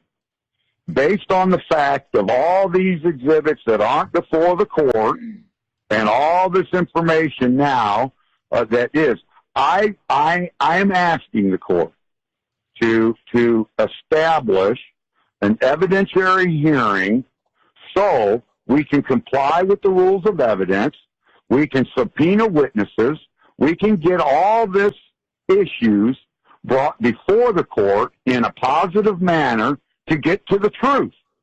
And that's what the courts are about, to get to the truth. And so I just want to ask the court to fulfill her statement that where she indicated, due to the complexity of this case, that may warrant an evidentiary hearing. I agree with the court. This case is very complex. There's a lot of misrepresentations being made to this court. And we should have the genuine opportunity to exploit them. And not only exploit them, Exploit, but hold the Mr. people... Mize? Do you understand how the court takes that?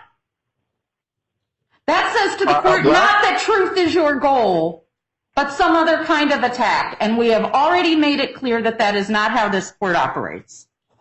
No. All courts of law, Your Honor, I mean, no disrespect, but all courts of law must be under a judicial, ethical commitment to get to the truth, not to hinder it or to silence it. Okay? Mr. Mize, we are getting afield from today's subject. In terms of evidence, an evidentiary hearing was offered to the parties for today, and no party chose to submit exhibits for presentation. No party chose to put on witnesses. Mr. Right. Mize, you are out of time. You have well exceeded the time generously allotted to you. Okay, so I appreciate that, Your Honor. At this point, I'm done. I'm asking the court to allow me the genuine opportunity to, because I didn't sign that legal services agreement, so I don't feel that I had a reason to submit anything to this court. Okay, I didn't. But now that I see how this is all transpiring as of the hearing today, I feel the need.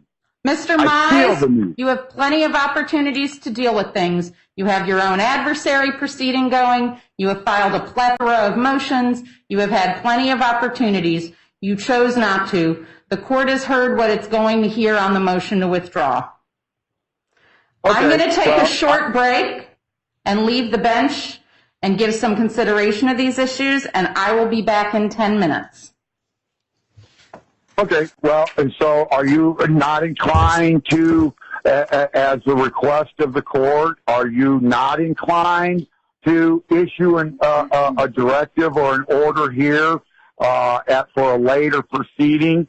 Mr. Mize, I've already said I'm going off the record, and I'm going to give some thought to the motion to withdraw, which is what's before the court today. Okay, I just want to reiterate.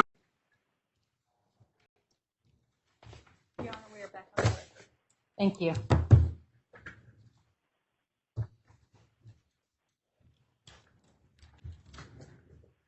Please be seated.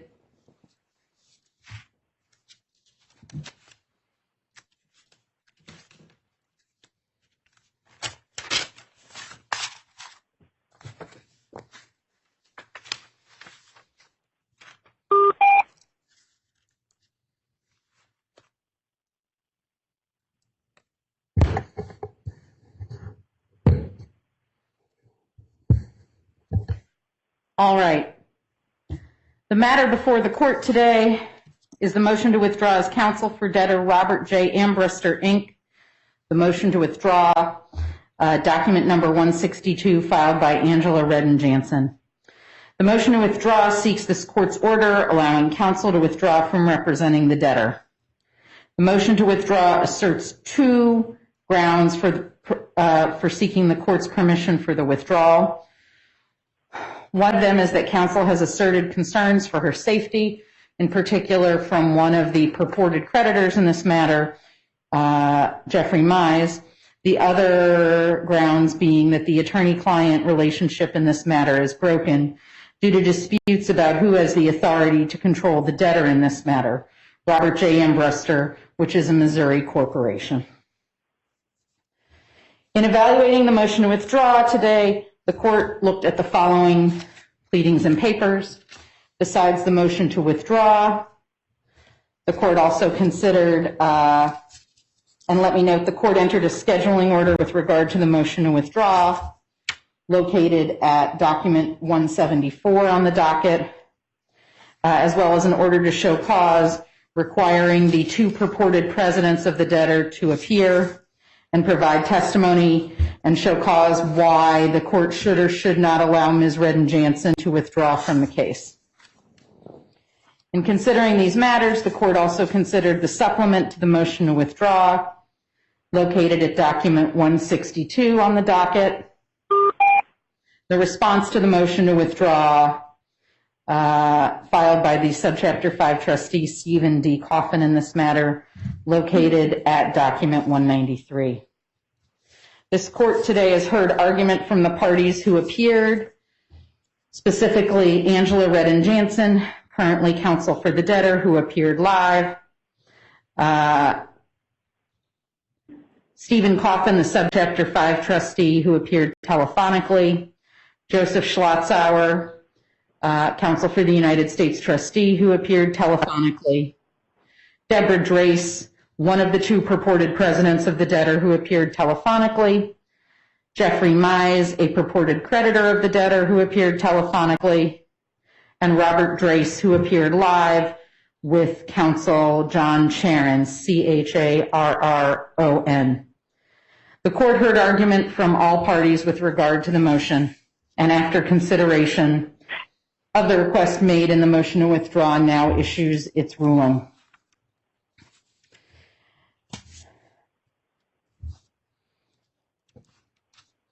Terminating a representation as counsel implicates both practical and legal issues. In this case, the court must consider if permitting Ms. Redden Jansen to withdraw is in fact mandatory or permissive. The court finds that there are both mandatory grounds for her to withdraw and permissive grounds for her to withdraw.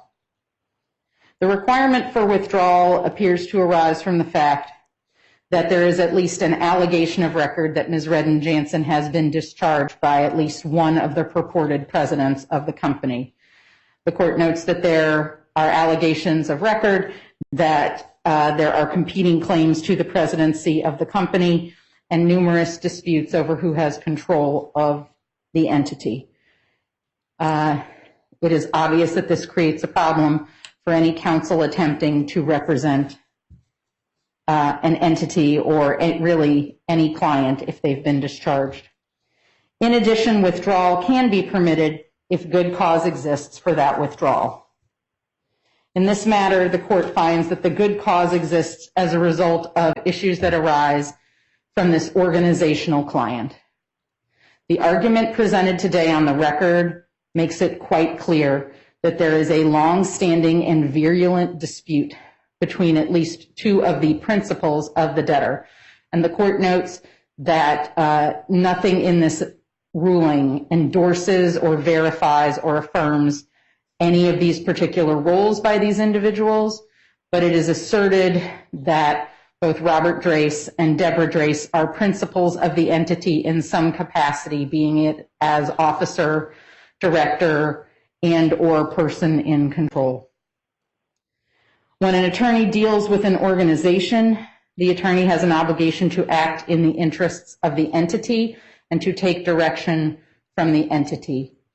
However, based upon the argument today, it is clear that the principals of the entity have reached an impasse in these matters, that they have not previously reached agreement on how things should be handled, that they have been involved in litigation for, according to Ms. Drace's recounting, at least since 2014 and potentially as far back as the 1990s without end, and as the court sees it, with disputes that are unlikely to resolve anytime promptly, based upon statements from Ms. Drace that rulings will result in, quote, appeal after appeal after appeal.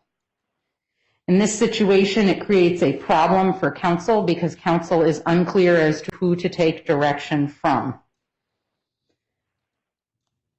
The court finds that even assuming that this court has jurisdiction to determine who should control the debtor, making that determination will be time-consuming, lengthy, complex, and expensive. And even if this court does rule on the issue, there will be multiple subsequent proceedings. That situation is counter to the goal of subchapter 5 of chapter 11, which seeks to provide an expedited and relatively inexpensive forum in which a debtor can reorganize. In the matter here, we have a case that's been outstanding for a period of months. And while an original plan of reorganization has been filed, there is no amended plan of reorganization on file and no schedule to reach confirmation.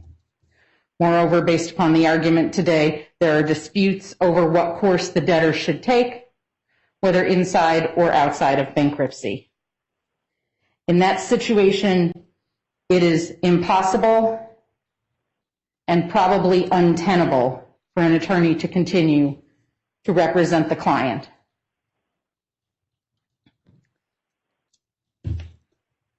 As a result, this court is going to grant Ms. Redden Jansen's motion to withdraw in this case. And an order memorializing this ruling will follow. This leads us to the next problem that we have, which is we've heard input from each of the parties today about what happens if counsel is permitted to withdraw. Oh, one other note on the ruling on the withdrawal, which is any objections to the withdrawal are overruled. I want to make sure that's in the order. So this brings us into what happens next, because then we are going to have a debtor that does not have counsel. And this court cannot permit a debtor to remain in bankruptcy without an attorney. I do not see substitute counsel at this point. And I think there is, based upon the arguments of parties today, some dispute about where this goes next. There is one motion to convert the case outstanding. And what the court wants to do is set a schedule for parties to file their own motions on disposition of the case, and then to respond, and then this court will conduct a hearing. If substitute counsel comes in that is able to forge a path of agreement between the various principles of the debtor, then that person can enter and that can be taken into consideration. But if that does not happen, and by that I mean the substitution of other counsel in this matter, then we need to reach a disposition, and that cannot be a long proceeding. So as I sit here right now, Mr. Clear, do we have the afternoon of April 27th available? Yes, Judge, we do. And we have a pretrial and an adversary proceeding that morning. So does it make sense to have the hearing on whatever motions parties are going to file with regard to, be it dismissal, conversion, or some other treatment of the case, set that afternoon at 2 p.m.? Let's see, Mr. Coffin, does that work for you? Yes, it does, Your Honor.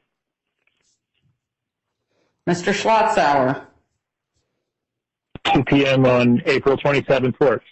Yes. Thank you. Mr. Cole, are you still on the phone?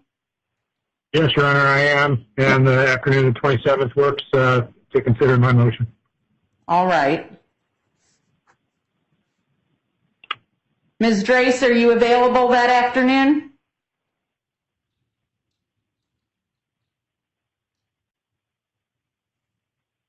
Ms. Drace?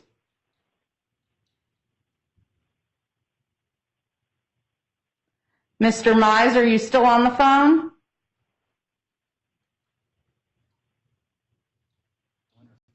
Yes, ma'am, I'm still here. Very good. Mr. Mize, you're already before the court the morning of the 27th. Is the afternoon available for you? Your Honor, I believe, I don't know about my work schedule, because I know I got the morning off for that, but I didn't really, I told my boss that I'd be going back to work around noon, but I guess I could let him know that I'm going to have to take the whole day off. I'm already running late to get to work today, but I would like to, before I answer that, I'd like to know if the court, since there has been a proper notice of hearing submitted, that I'm not speaking for her because I'm going to file my own supplemental to this disgorgement issue about these fees. because we're wasting all the court's time and everything. Because like it stands right now, we don't have the money to go out and get another lawyer. So we're kind of beating a dead horse here unless the court is inclined, as we've requested, to take argument up on the 13th when a number of other motions are going to be heard on that day. Is the court going to be inclined to take up that motion and render a ruling? So hopefully that a positive ruling could be satisfied to where the funds will be made available to obtain independent counsel to where we can get an entry of appearance on the record before the 27th.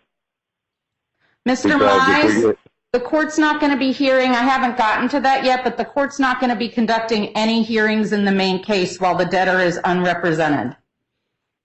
The debtor cannot take a position because it does not have counsel, and we will not be going forward on any of those matters. We will go forward on the morning of the 27th on the adversary proceeding on the pretrial, simply because that does not involve the debtor. That's a matter that you have filed against Mr. Drace, and I don't know why that can't go forward for scheduling. Okay. But we're not going to be hearing any of the matters involving the debtor. Like I said, the debtor will not be represented, and that doesn't give the debtor due process. The other issue is depending what happens in this case, it doesn't make sense to spend everyone's time hearing motions that may be moot if the case is converted, dismissed, or otherwise disposed. And also, if other counsel does come in, we want to make sure that counsel is able to present the debtor's position, which I think you'll agree is very important.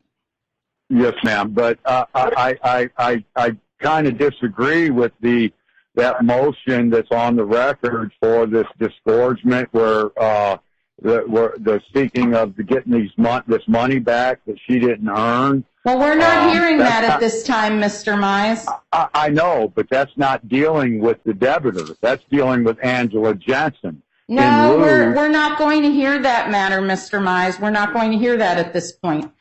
We need to focus on the key issue, which is what happens next for this debtor. Right, that's part of the issue, is to focus Mr. on the Mize, issue. it's not even your motion, and we're not going to hear it at that point. We've been down this path before, Mr. Mize, where you seem to think that you will be setting the court's calendar, and you will not. Okay, there is an order to things in this matter. Things have reached an impasse with the shareholders, or are reaching that point. The debtor does not have counsel. So yes, ma'am. So we're within the time frame of the 21-day notice.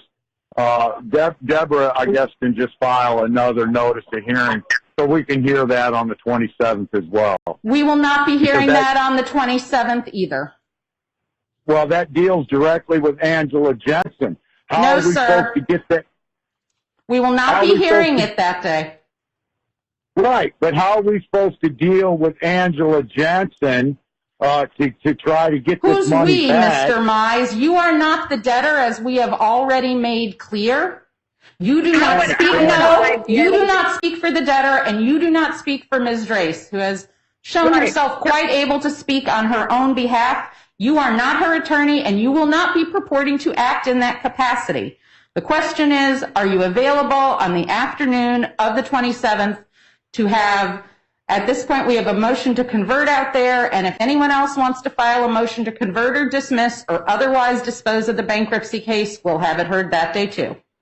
And that's what we'll be hearing. I guess we've got a hearing set already for dealing with the adversary pleading, adversary situation against Robert Grace. I guess that's still going to be heard on the 27th in the morning? Yes, that's the pretrial we've discussed, but I've already made eminently clear on the record, Mr. Mize, we're not hearing evidence at that point. This is the first preliminary scheduling hearing. Wonderful. I'll just file a motion and notice that up. I'll just file a motion to join Angela Jensen as defendant and Michael K. Damming as defendant. in the case, and we can hear that on the 27th too. I'll properly notice it up. Thank you. Now, Mr. Mize, I'm going to make it very clear. If you think you will be setting the court's calendar, you are mistaken. No, ma'am. But I do know the court's calendar by the docket entry on the website that's been kindly pointed out to me by the clerks down there. And that if I file a motion, that complies with the court's calendar. Actually, no, sir. In a Chapter 11, if the court directs it, the court will determine when matters are set. Okay. So well, I'll just go ahead and get the motion before the court. You can make your own decisions. I will do that. Yes, ma'am. All right. So 427, it works for Mr. Mize on whatever's going to be filed on conversion, dismissal, or other disposition. Ms. Drace? Yes, similarly, I mean, the debtor is now in a bad position, and I had already said you're not going to take up the motion to get the fees back that that I think she owes Robert and I back, so that we can retain counsel. So on the schedule, on the petition, she had listed a bunch of inventory. Ms. Drace, we're not hearing other matters. I just need to know if you're available at 2 o'clock on the 27th. I want to make sure when I go to St. Louis and we start selling some of this inventory to retain counsel, that's going to be fine, as long as Robert and I agree. Ma'am, the debtor is prohibited from using, selling, or otherwise disposing of any property outside the ordinary course without a court order. Okay, we'll issue an order. I know, but the property's not owned. The property's owned by the trust. If I can show that on certain pieces that are located inside that building that they purported to be owned by the corporation. Ma'am, that's not before the court, but what I will make eminently clear is anyone who disposes of a debtor's assets without court authority is exposing themselves to some serious problems. If it's the debtor's property, correct? I don't know what you're talking about here, and I'm not going to issue some. No, ma'am, I'm not going to do an oral ruling on something that's not before me. I'm not going to give an advisory opinion. I think you need to get your own attorney before you go engaging in conduct. No, because you need some legal advice on what is and is not appropriate. How are we going to be able to hire another attorney if you're not taking up the motion to get our fees back? Ma'am, you made a decision. In this case, we have principals. No, ma'am, we have principals who could not reach an accord on what to do with counsel. My understanding is you discharge Ms. Redden-Jansen. It is unfortunate that the debtor is without counsel, but the choices of the parties have brought us here. No, I only released her if she would have fixed the misrepresentation. You can't come to the court and lie. She's an officer of the court. You can't come in there and lie. And that's exactly what happened. All right. Are you available 4/27 at 2 p.m. or not? Yes. That's all I need to know. So what we're going to hear... What date, Your Honor? I mean, just curious for my own knowledge. You're privy to your own schedule. Forthwith, a motion to join this lady is going to be filed in this court because Mr. Mize, I've made it clear to you in this matter before. The court is not going to calendar on your whim or at your oral request. You file what you want to file, and we'll decide when it gets heard. But you will not be dictating the court's calendar. I understand that, Your Honor. No, but, I don't think you do, Mr. Mize. Before the court, and I never get court dates.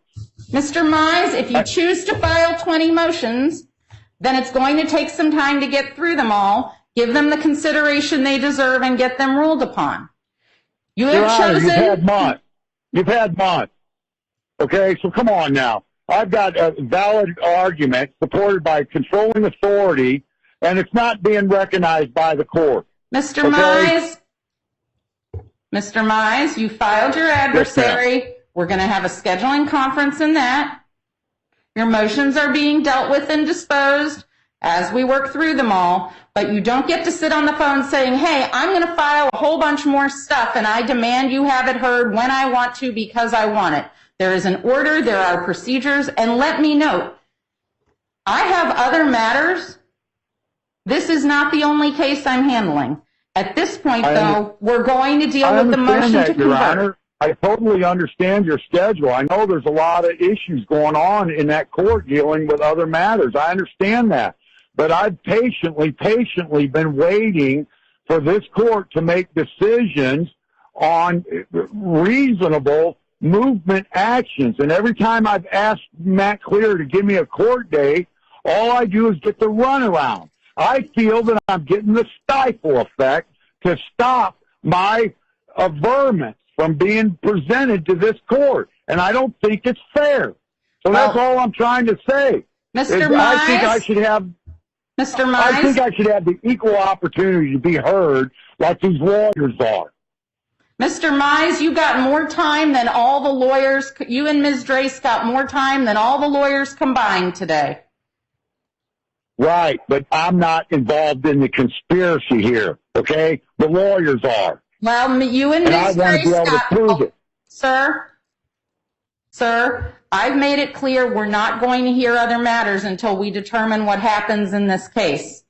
We have a situation with a debtor without counsel, and we need to address that. That's because of your order. That's because of your order that's compromised this building. You compromised this building here today.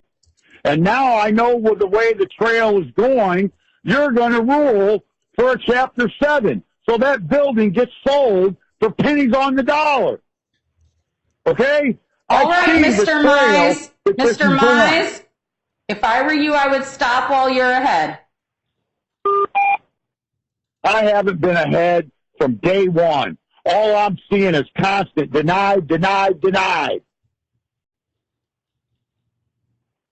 That's what I'm seeing.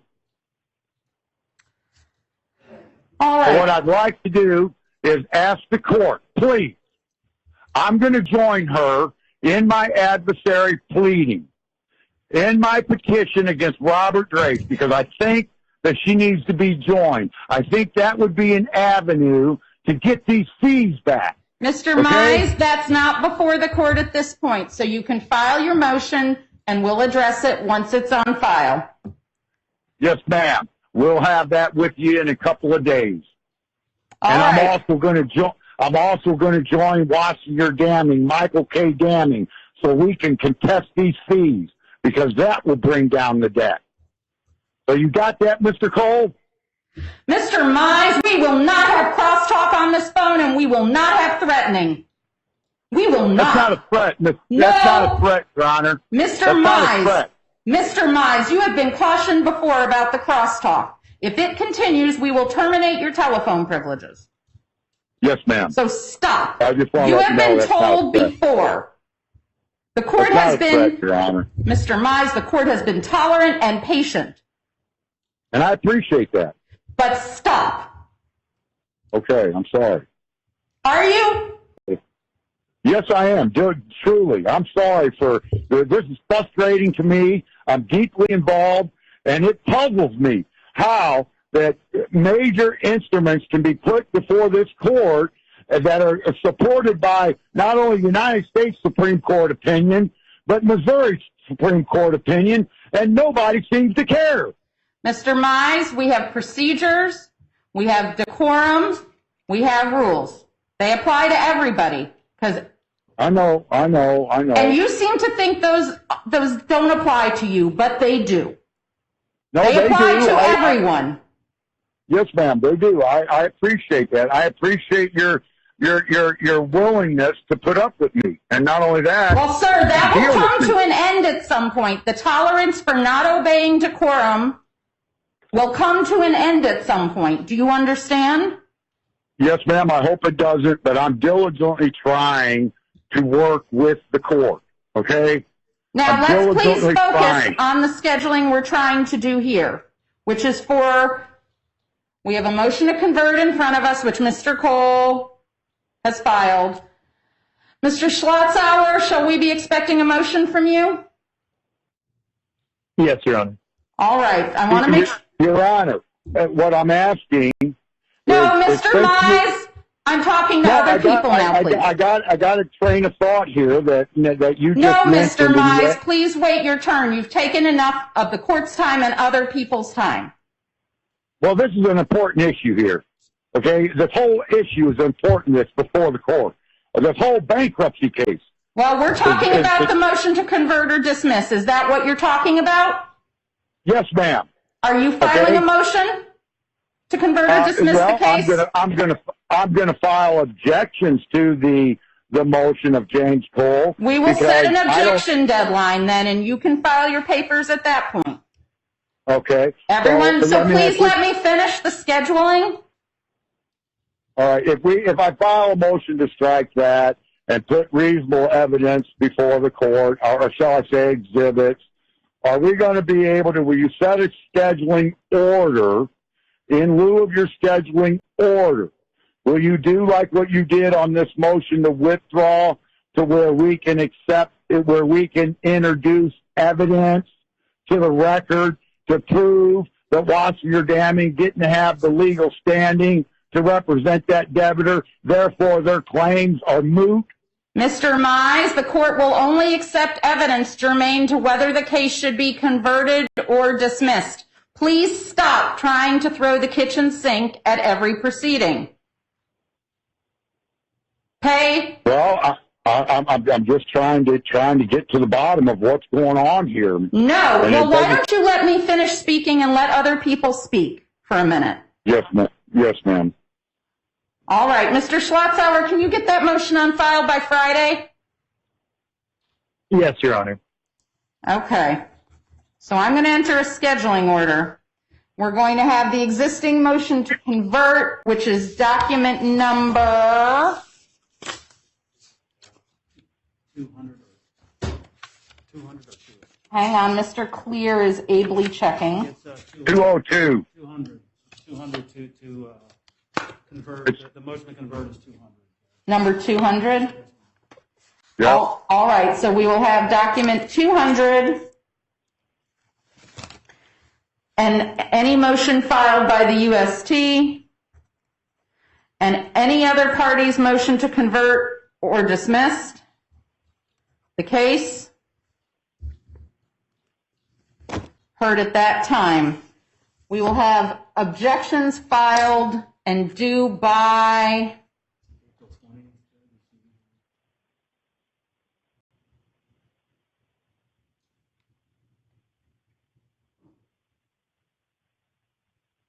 one week before the hearing, which is April 20th.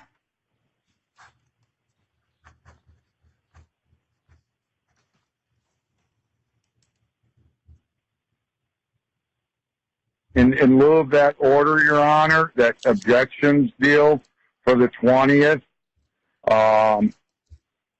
is that going to be the date that's permissible to provide exploratory evidentiary documents that I mean, what I'm trying to figure out here is if you're gonna rule on this motion, which basically is premature, I'm not asking for advice, but if you're not going to hear a motion to join these people, or you're not going to hear any of the objections that's already been filed in the underlying action that objects to all these fees by Washington Mr. Mize, the court's not hearing those things that day. Stop trying to throw them in. We're going to hear. We're hearing conversion or dismissal under Section 1112 of the Bankruptcy Code. That's what we're hearing. Your Honor, I understand that, Your Honor, but I'm trying to get a little clarification from the court. If James Cole has filed document 200 as they're purporting to be a creditor, okay, and it's my position that they are not a lawful creditor, keyword lawful, okay, how am I to challenge that if you're not going to hear any of my motions or objections? Okay, Mr. Mize, if you have an objection to their standing, then you can file that as part of your objection. But I am Okay. but I am cautioning Okay. you, Mr. Mize. Wonderful. Thank you, Your Honor. But Mr. Mize, hear me on Your this. Honor. I got you. We're not I got going, it. stop. Let me finish my sentences. Yes, ma'am. I am cautioning you. We are not going to have random, lengthy ramblings about things No, not no. related to conversion or dismissal. Well, wait a minute. Now, you just said that if I We're want... dealing with conversion or dismissal. We're not opening up an Right. entire can of worms. No, you, Right. Mr. Mize, you have demonstrated, listening. let me finish. I'm- You have demonstrated listening. yourself unable to confine yourself to the issue before the court at any given time. You seem to think there's that a lot of every issues out there, opportunity, Your Honor. you seem to think that you should take every opportunity to go into every issue. So the issue is conversion or dismissal. And Mr. Mize, I think you should consider very seriously whether you have the ability to take the positions you are taking on these items. Oh, I have the ability. But what I'm curious about, you just mentioned that I can file along with the objection as part of the No, objection. not along with. You may object to the motion that is filed. We're not going to hear Right. a whole bunch of new motions or a whole bunch of other things because I know how you operate, Mr. Mize. I know you do, Your Honor. We're starting to familiarize ourselves with each other. But the issue of that, what the key word that turned a light bulb in my head was standing.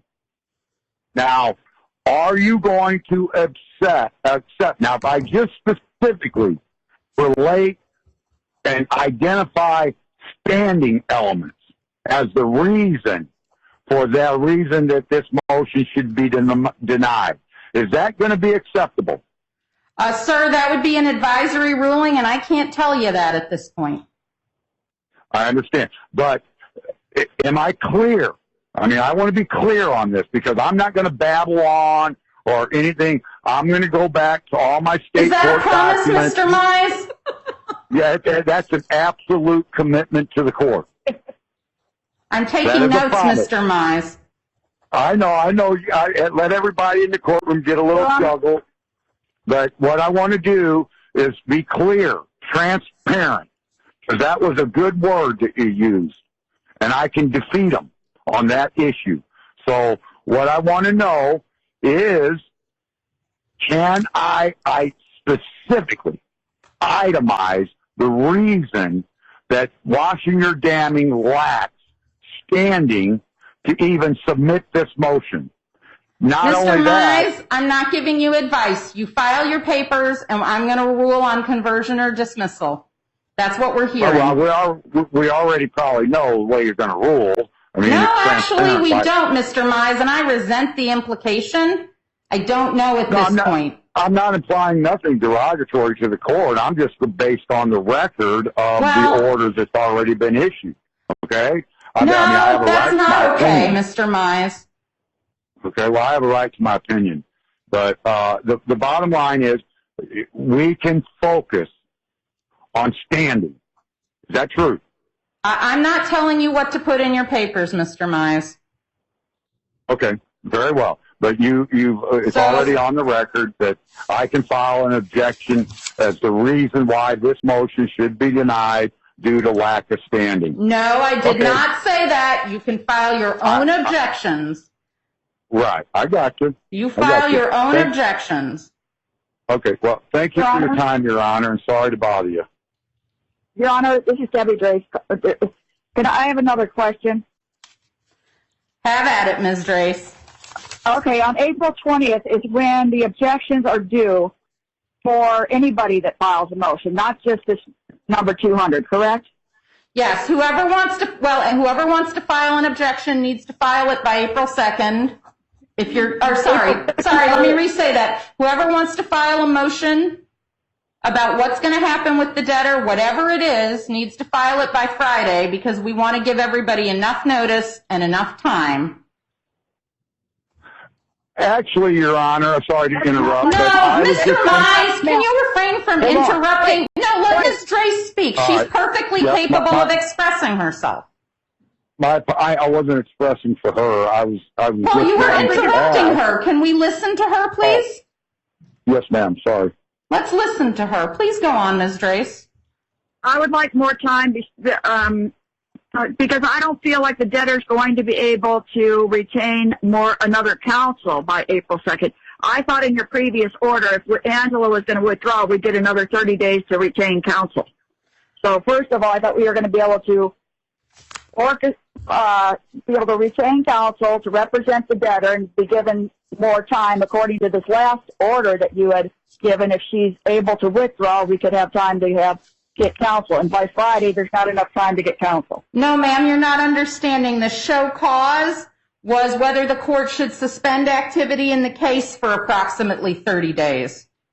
So we could retain counsel, I thought. You can retain counsel in that time up until the 27th. I suppose in theory even after that. But we cannot allow this debtor to sit here with nothing happening without an attorney. The law does not permit it. So how would the attorney have time by April, if we can't retain him by April 2nd? No, by April 27th.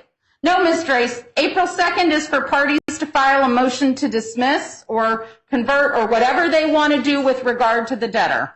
I don't know what that would be for everyone. Parties have to figure that out on their own. But we will have our hearing on the 27th. And parties will have until the 20th to object. And the court is suspending proceedings in the case until we have this hearing on the 27th, which is approximately 30 days from today, a little bit less. We can't let this debtor sit out there without counsel. And it's Chapter 7, so the debtor does not need an attorney in a Chapter 7? I cannot give you advice on that. No, I mean, you're saying that you can't continue in bankruptcy without an attorney. A debtor can't continue in bankruptcy. Let me phrase that. A debtor can't continue in a Chapter 11 case without an attorney? And there is a debate about whether the debtor can go forward from there and what happens, but we will cross that bridge when we come to it. Well, why waste the time if we're going to spend all this money if they can't continue without an attorney and we can't raise the money to get an attorney? The parties will have an opportunity to file their motions and to file their responses or objections. So that, I mean, at least if it was dismissed, Robert and I could move forward with this sale. We're trying to get a sale done. I'm sorry? If let's just say, for instance, if you were to, there's a pending offer on the table, correct? If this delay, if we can't get an attorney, then it's going to delay the ability to negotiate with this, potentially if this sale is still on the table from this Yankee, which, I thought he withdrew his offers a long time ago. But I don't see how we're going to be able to keep that. Oh, if the case was dismissed, we would want to either try and figure out how we're going to pay Citizens Bank. You're kind of leaving the debtor in a compromised position because you're saying we can't sell property that it really doesn't belong to the debtor. So I'm not sure. Ms. Drace, nothing would make, I think, everyone in this case happier than if all the debtors' principals managed to agree on a course of action, retain a counsel to let the case go forward or not. What we did, but the attorney of record, Angela Jansen's responsible for. Ma'am, I've already granted Ms. Jansen's motion to withdraw. We'll be entering an order on that. She will not be counsel for the company, and no one gets to direct her to take action on behalf of the company. I truly believe that she obstructed the ability to work with Roberts. They want us not to work together. Ma'am, she's withdrawing. She's asked to withdraw. I'm granting that motion. That has consequences, and I suggest that you retain counsel personally to evaluate what those are for you. And the company may want to retain its own counsel to evaluate what happens. Well, obviously, it doesn't the company have to retain counsel to stay in bankruptcy. Well, I guess we're going to hear motions from parties that address that. People will file their papers, and then we'll make some decisions at that point. I mean, if a company's not organized according to the rule of law, then, ma'am, we're not hearing that today. I'm trying to set a schedule. So, yeah, a party can bring up jurisdiction issues at any time. Is that correct? Ma'am, I'm not going to give you legal advice. I'm going to suggest again that you get counsel. Okay. Counsel. I'm not working, and there's no way I can get counsel. I don't feel like I'll be able to get counsel that's going to take this case because the stuff's been going on since 1992. Well, that has implications, ma'am, but I only get these cases as they come. It may behoove all the parties to see if they can work something out, but that is not something the court can control. Well, can you compel Robert to be able to speak with me because he refused there? They've directed him not to speak. Ma'am, that's not before the court. All right, so we've heard the schedule. So scheduling order will be issued Friday for somebody to file. No, please stop, Mr. Mize. I need to ask you about this scheduling order because it's important. Okay, you know that I filed a number of actions in here, and there was issues raised as for standing that derailed. Mr. Mize, we've already spoken. No, sir. No. There is a point. No, sir. No. There is a point at which this becomes abusive to the court, where you persist upon. No, sir. But actually, Mr. Mize, I think you are. You do not take no for an answer, and there is a point at which it becomes abusive. Because I have already told you we are not hearing those other matters. Right. But I'm asking the court, in lieu of this motion, document 200, that's the controversy right now before the court that we're talking about. I'm asking the court, as part of her scheduling order, which was done to me, if it can be done, the same aspect can be done to James Cole. If we can issue, along with this scheduling order, to issue briefs on the issue of standing of washing or damming to file this motion. No, Mr. Mize, we're not doing that at this point. We are not going to waste everyone's time.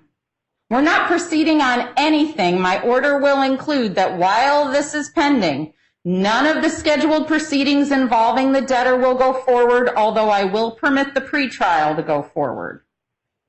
But I'm not hearing those matters at this point. If you have something to put in an objection, put it in an objection, but I'm not setting other matters.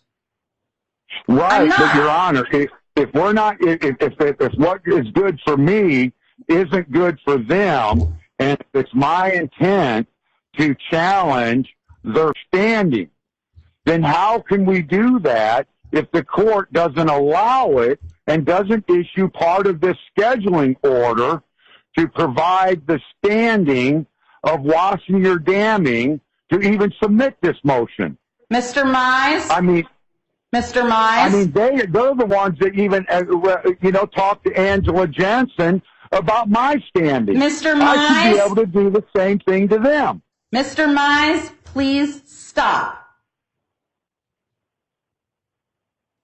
I just don't think it's fair that I'm asking for a scheduling order. Mr. Mize, let me put it to you this way. Your standing is at issue, and yet you're still being permitted to file papers with the court. Well, I appreciate that, Your Honor, but I've already Mr. Mize, established we treat the my parties. standing. Mr. Mize, we treat the parties the same here.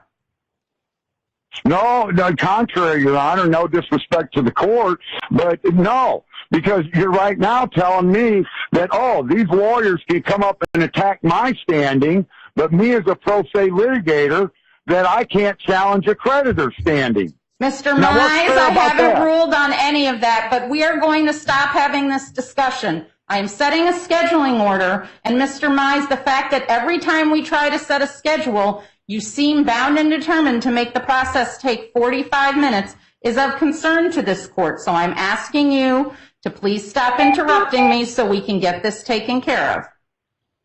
Copy that. So, April 2nd, 2021, for parties to file a motion to convert, to dismiss, or other disposition of this case in light of the fact that the debtor does not have counsel. Objections by 4/20/2021. If any party wishes to present evidence, let me phrase this, exhibits or witnesses at that hearing, that information must be provided to the court by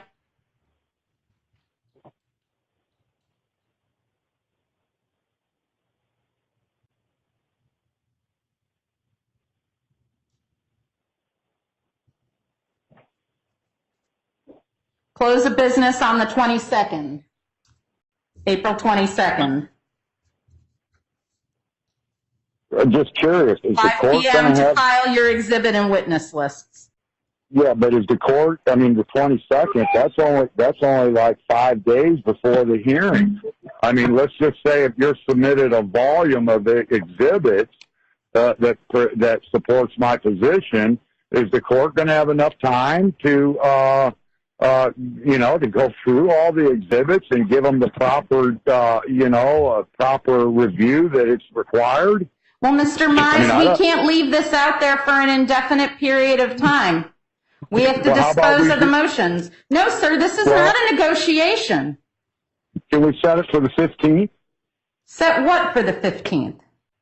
Set the exhibits, because I think the court's going to need more time to review all the exhibits that I'm going to put before the court. No, sir, because we need to have the objections in first in case parties wish to add anything as a result of the objections.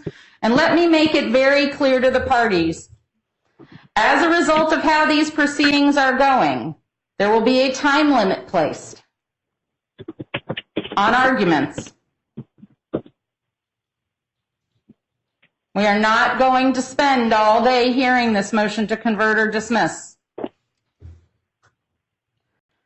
So I know, we didn't even get to take up my standing argument we were supposed to do today. no, sir, I don't know why you think that's on the docket, because it was not set. It's on the, I'm looking at it right here. I mean, it's on the docket.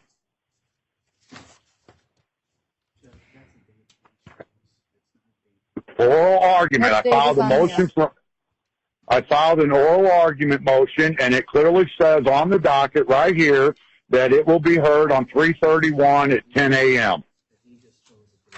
Sir, I'm not aware that that date was approved with the court, and we're not hearing that today. Even if the court had approved the date, I made it quite clear in my show cause that in the event that we grant the withdrawal of counsel, which we have, we're not proceeding on other matters today. I realize that. Okay.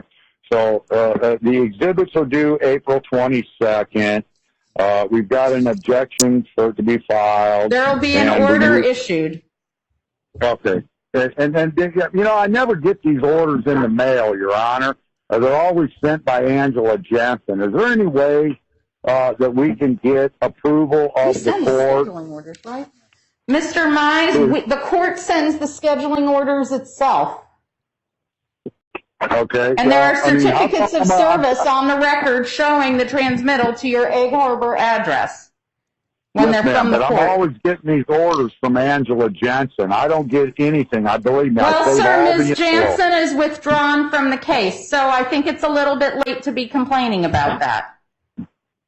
From Angela. Is there any way, okay, but Your Honor, is there any way that you can also issue an order to Angela Jensen to have all her books and records dealing with this case, including time logs and everything, billing statements, everything, turned over forthwith?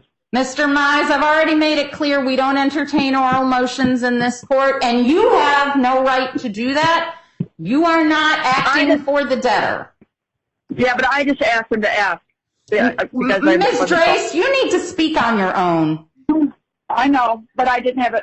He was already talking, so I wanted to be able to pick up our stuff. All right, if you have something to file with the court, file it with the court, but we're not entertaining these oral motions. I've made that eminently clear. Usually when a lawyer... no, ma'am. Ma'am, The court How do we does get not that- normally get in the middle of that. So if you have a motion to file your motion. How do we give the next lawyer the opportunity to look at the files if we can't pick up the file? Your Honor, that next attorney can call me and I will have a courier deliver it that same day. Did you hear that, Ms. I don't Grace? even want to communicating with you, except I don't want any communication with you except to pick up our stuff. You can have an attorney call me and I will have the file couriered to his office immediately. Ms. Redden-Jansen, we can't hear you, but please, we don't like the crosstalk. You can have a courier not a courier, you can have an attorney call my office and I will have that file couriered to that attorney that same day. That is customarily how it's done. When All there's right, a new we're attorney not going to entering. have, stop. Can I just finish a statement once? Okay, I don't want the crosstalk. I'm just Honor. curious. Will that include the time logs? Mr. of any Mize! communication? Yeah, you can't call. Mr. Mize! Angela Jansen's already, I'm so in fear. I need a protection order because she's already tried to stop us from getting another attorney through the back door and caused a conflict of interest. And I'm so afraid if a lawyer would call there and I tell her who the new lawyer is, that it's just going to cause more problems. I need to be able to pick up. Well, I need an order that I can pick up our stuff. Ms. Drace, I don't think there's any world where it's a good idea for you and Ms. Jansen to have contact at this point. I think if the other attorney wants to send a courier to Ms. Jansen's office, I'm sure Ms. Jansen will be happy to have the boxes made available. Is that fair? What other attorney? Ms. Jansen shakes her head yes. Robert's attorney, no. That's already a conflict of interest because he entered an appearance for the debtor. No, ma'am,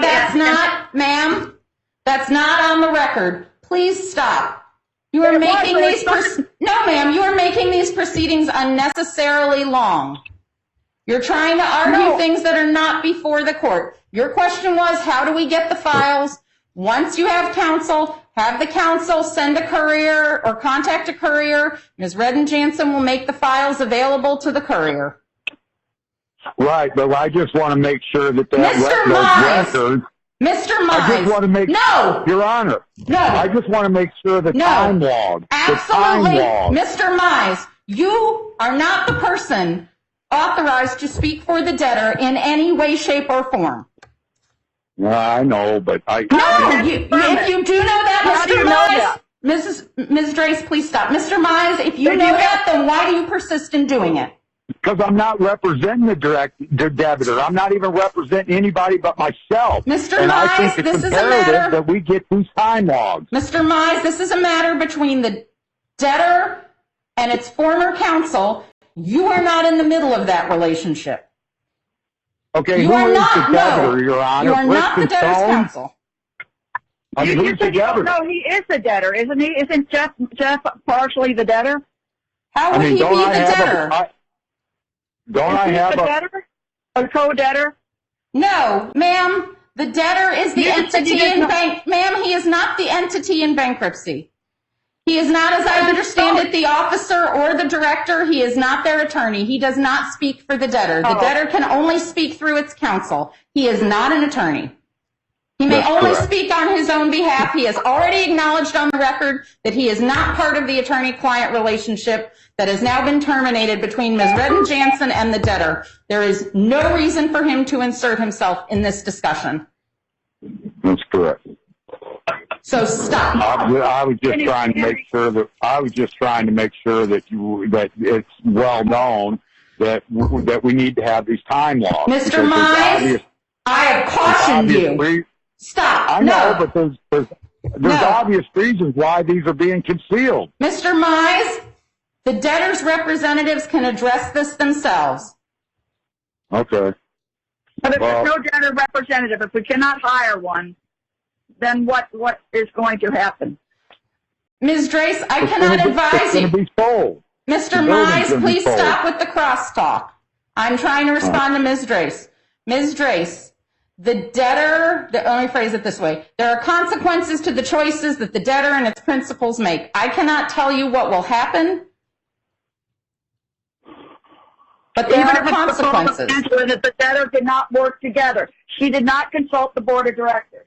Right, so now she is withdrawn. Right. And But we she will has all have our to money. see what comes next. She has all our money. Ms. Drace, nothing is before the court on that at this point that we're hearing today. Well, you just said, Your Honor, you're not going to hear the motion because she withdrew the motion for disgorgement to get our fees. So does the same motion got to be filed in my adversary pleading when I file a motion to join her? Will you hear it then? Mr. No, Mize, but I'm you not said the fees. discussing. All right. This is devolving into chaos. So we've established All right, dates. well, I'm going to work. I'm out of here. Bye. We've established scheduling dates for the motion to dismiss or a motion to convert or whatever the parties file. We are going to have exhibit and witness lists due by April 22nd, 2021 at 5 p.m. And I will give some thought to it, but I am going to establish time limits for the parties, because it is clear that that is the only way to keep these proceedings on track. Now, we had one other matter on today's docket, which is the motion to file claim after claims bar date filed by Ms. Drace. My understanding is, in addition to this court's indication, we would not be taking up other matters if the motion to withdraw was granted. Ms. Drace, do I understand correctly that you wish to continue that matter? Yes, because you just said you can't take it up. Okay. Well, my understanding is you had made an independent request to continue it. Is that not correct? It wasn't, it's not before you, I guess, that because Nat Clear said it can't be made that way. Okay. Mr. Clear, can we handle this by scheduling it pending? I know we don't continue generally, but we need to see what happens on the motion to convert or dismiss. We can just deal with it once that's dealt with, Judge, and then schedule it like you just said. Okay, so what we're going to do is we're going to continue it pending the outcome of the proceedings on 4/27, and then we'll reschedule after that hearing and any dispositions. We have a continued. Well, Chapter 7 opens up the claims process again, so the point would be moot. Correct? That'll work. All right, well, we don't know what's going to happen at this point. Correct. We don't know. All right, I don't see any other matters on the docket for today. Ms. Redden-Jansen, anything else today? No, thank you, Your Honor. All right, Mr. Coffin, anything else?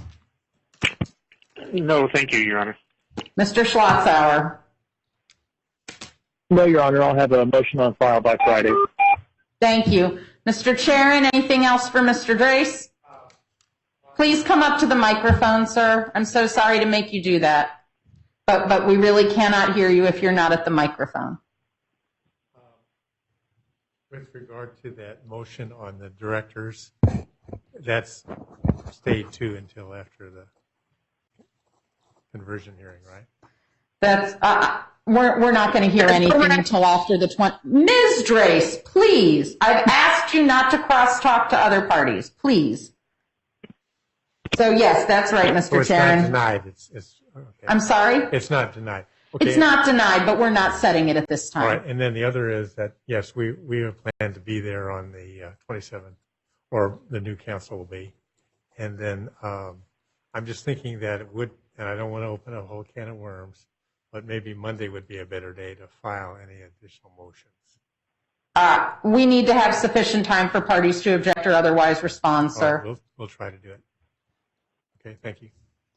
Thank you. Mr. Mize, are you still on the line with us? Yes, I'm here, Your Honor. I'm running real late, but I mean, that's probably because of me.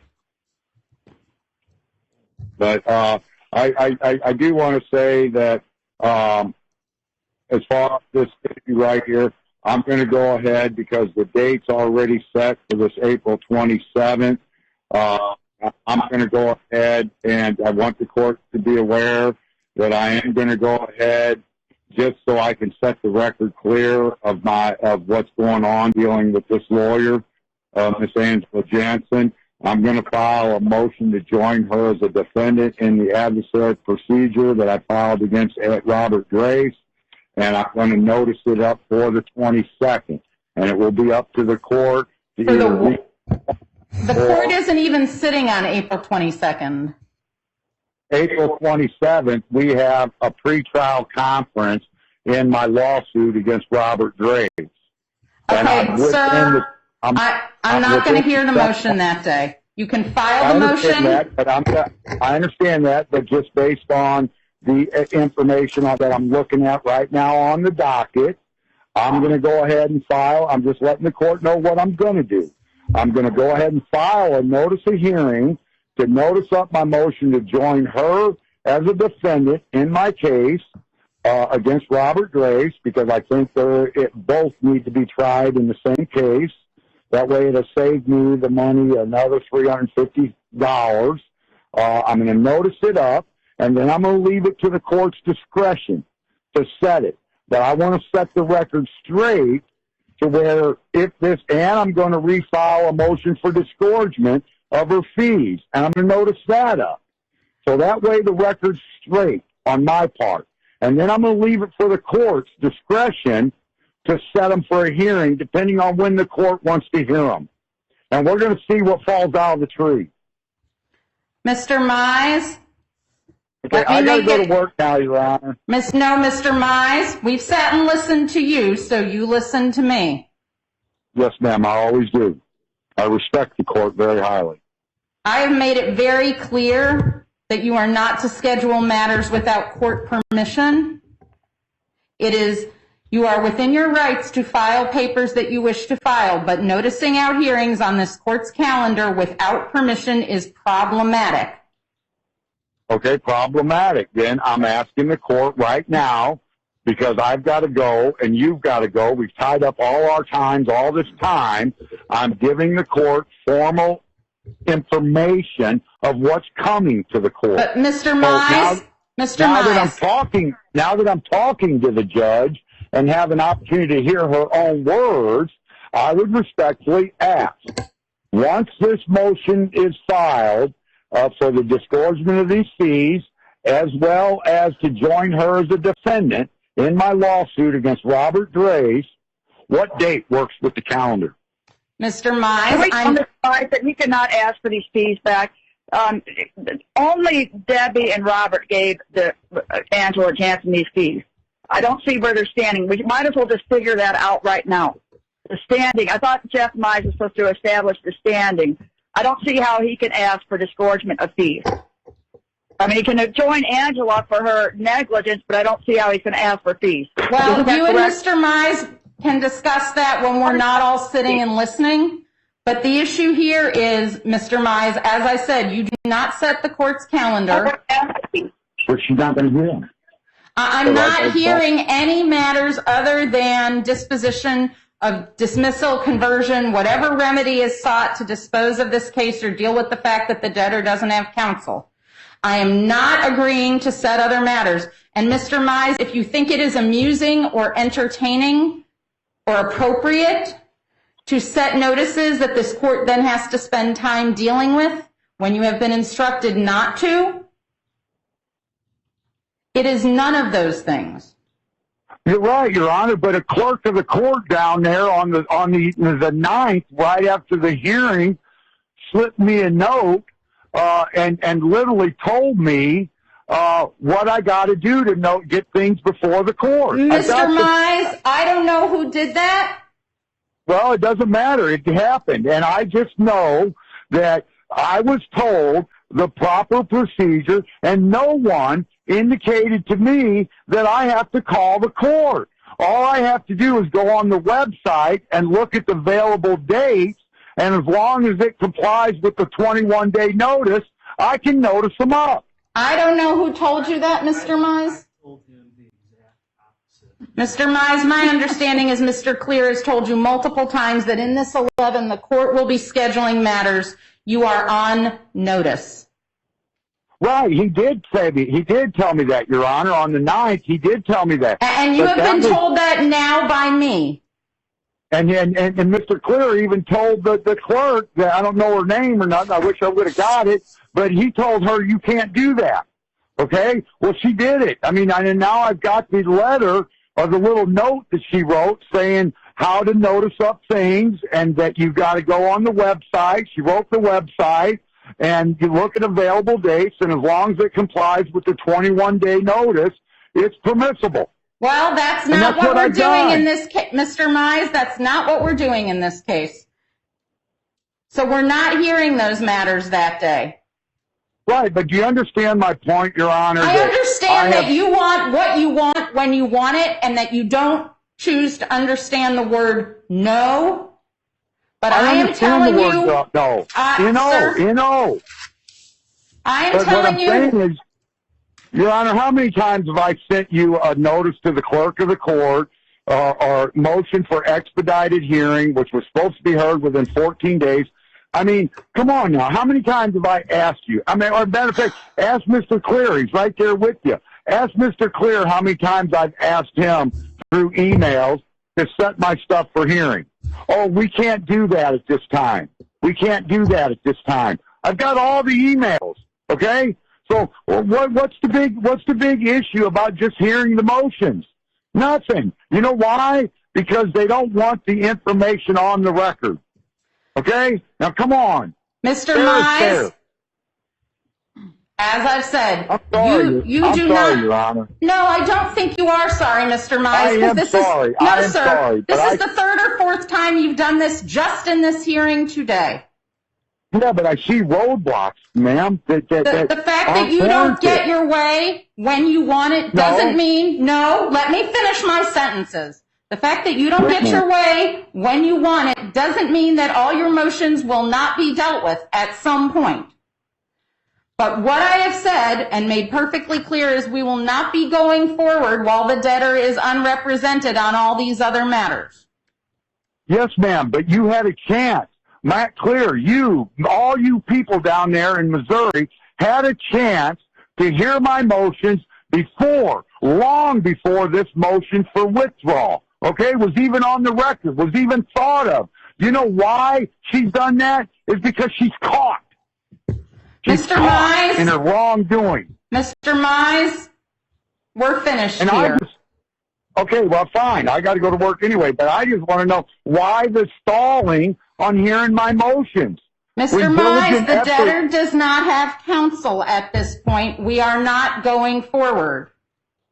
I'm talking about the months before, Your Honor, not today. We all know about nothing can be heard now because she walked away. Mr. Matter of fact, Mize, she ran away. I've made it clear to you that you do not dictate or control the court's calendar, and the fact that you file a multiplicity of papers does not mean that you get to have them heard all on demand.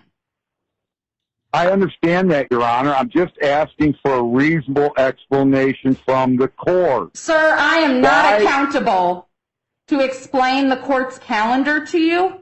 Your matters are No, getting but dealt with. all judges have to aid, or not aid, but not give them advice or anything, but they have to help.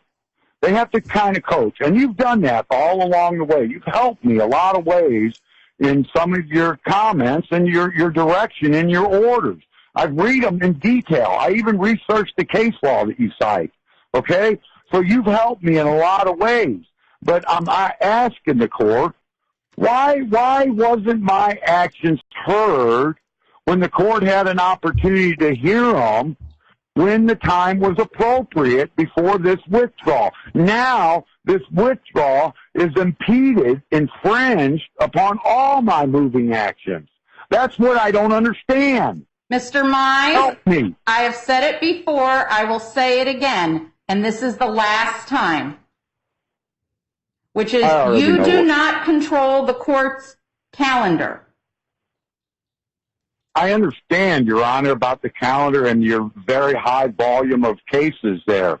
But, I'm just trying to figure out No, why sir. my motions weren't heard. Sir, you're trying to harass and abuse the court and the process.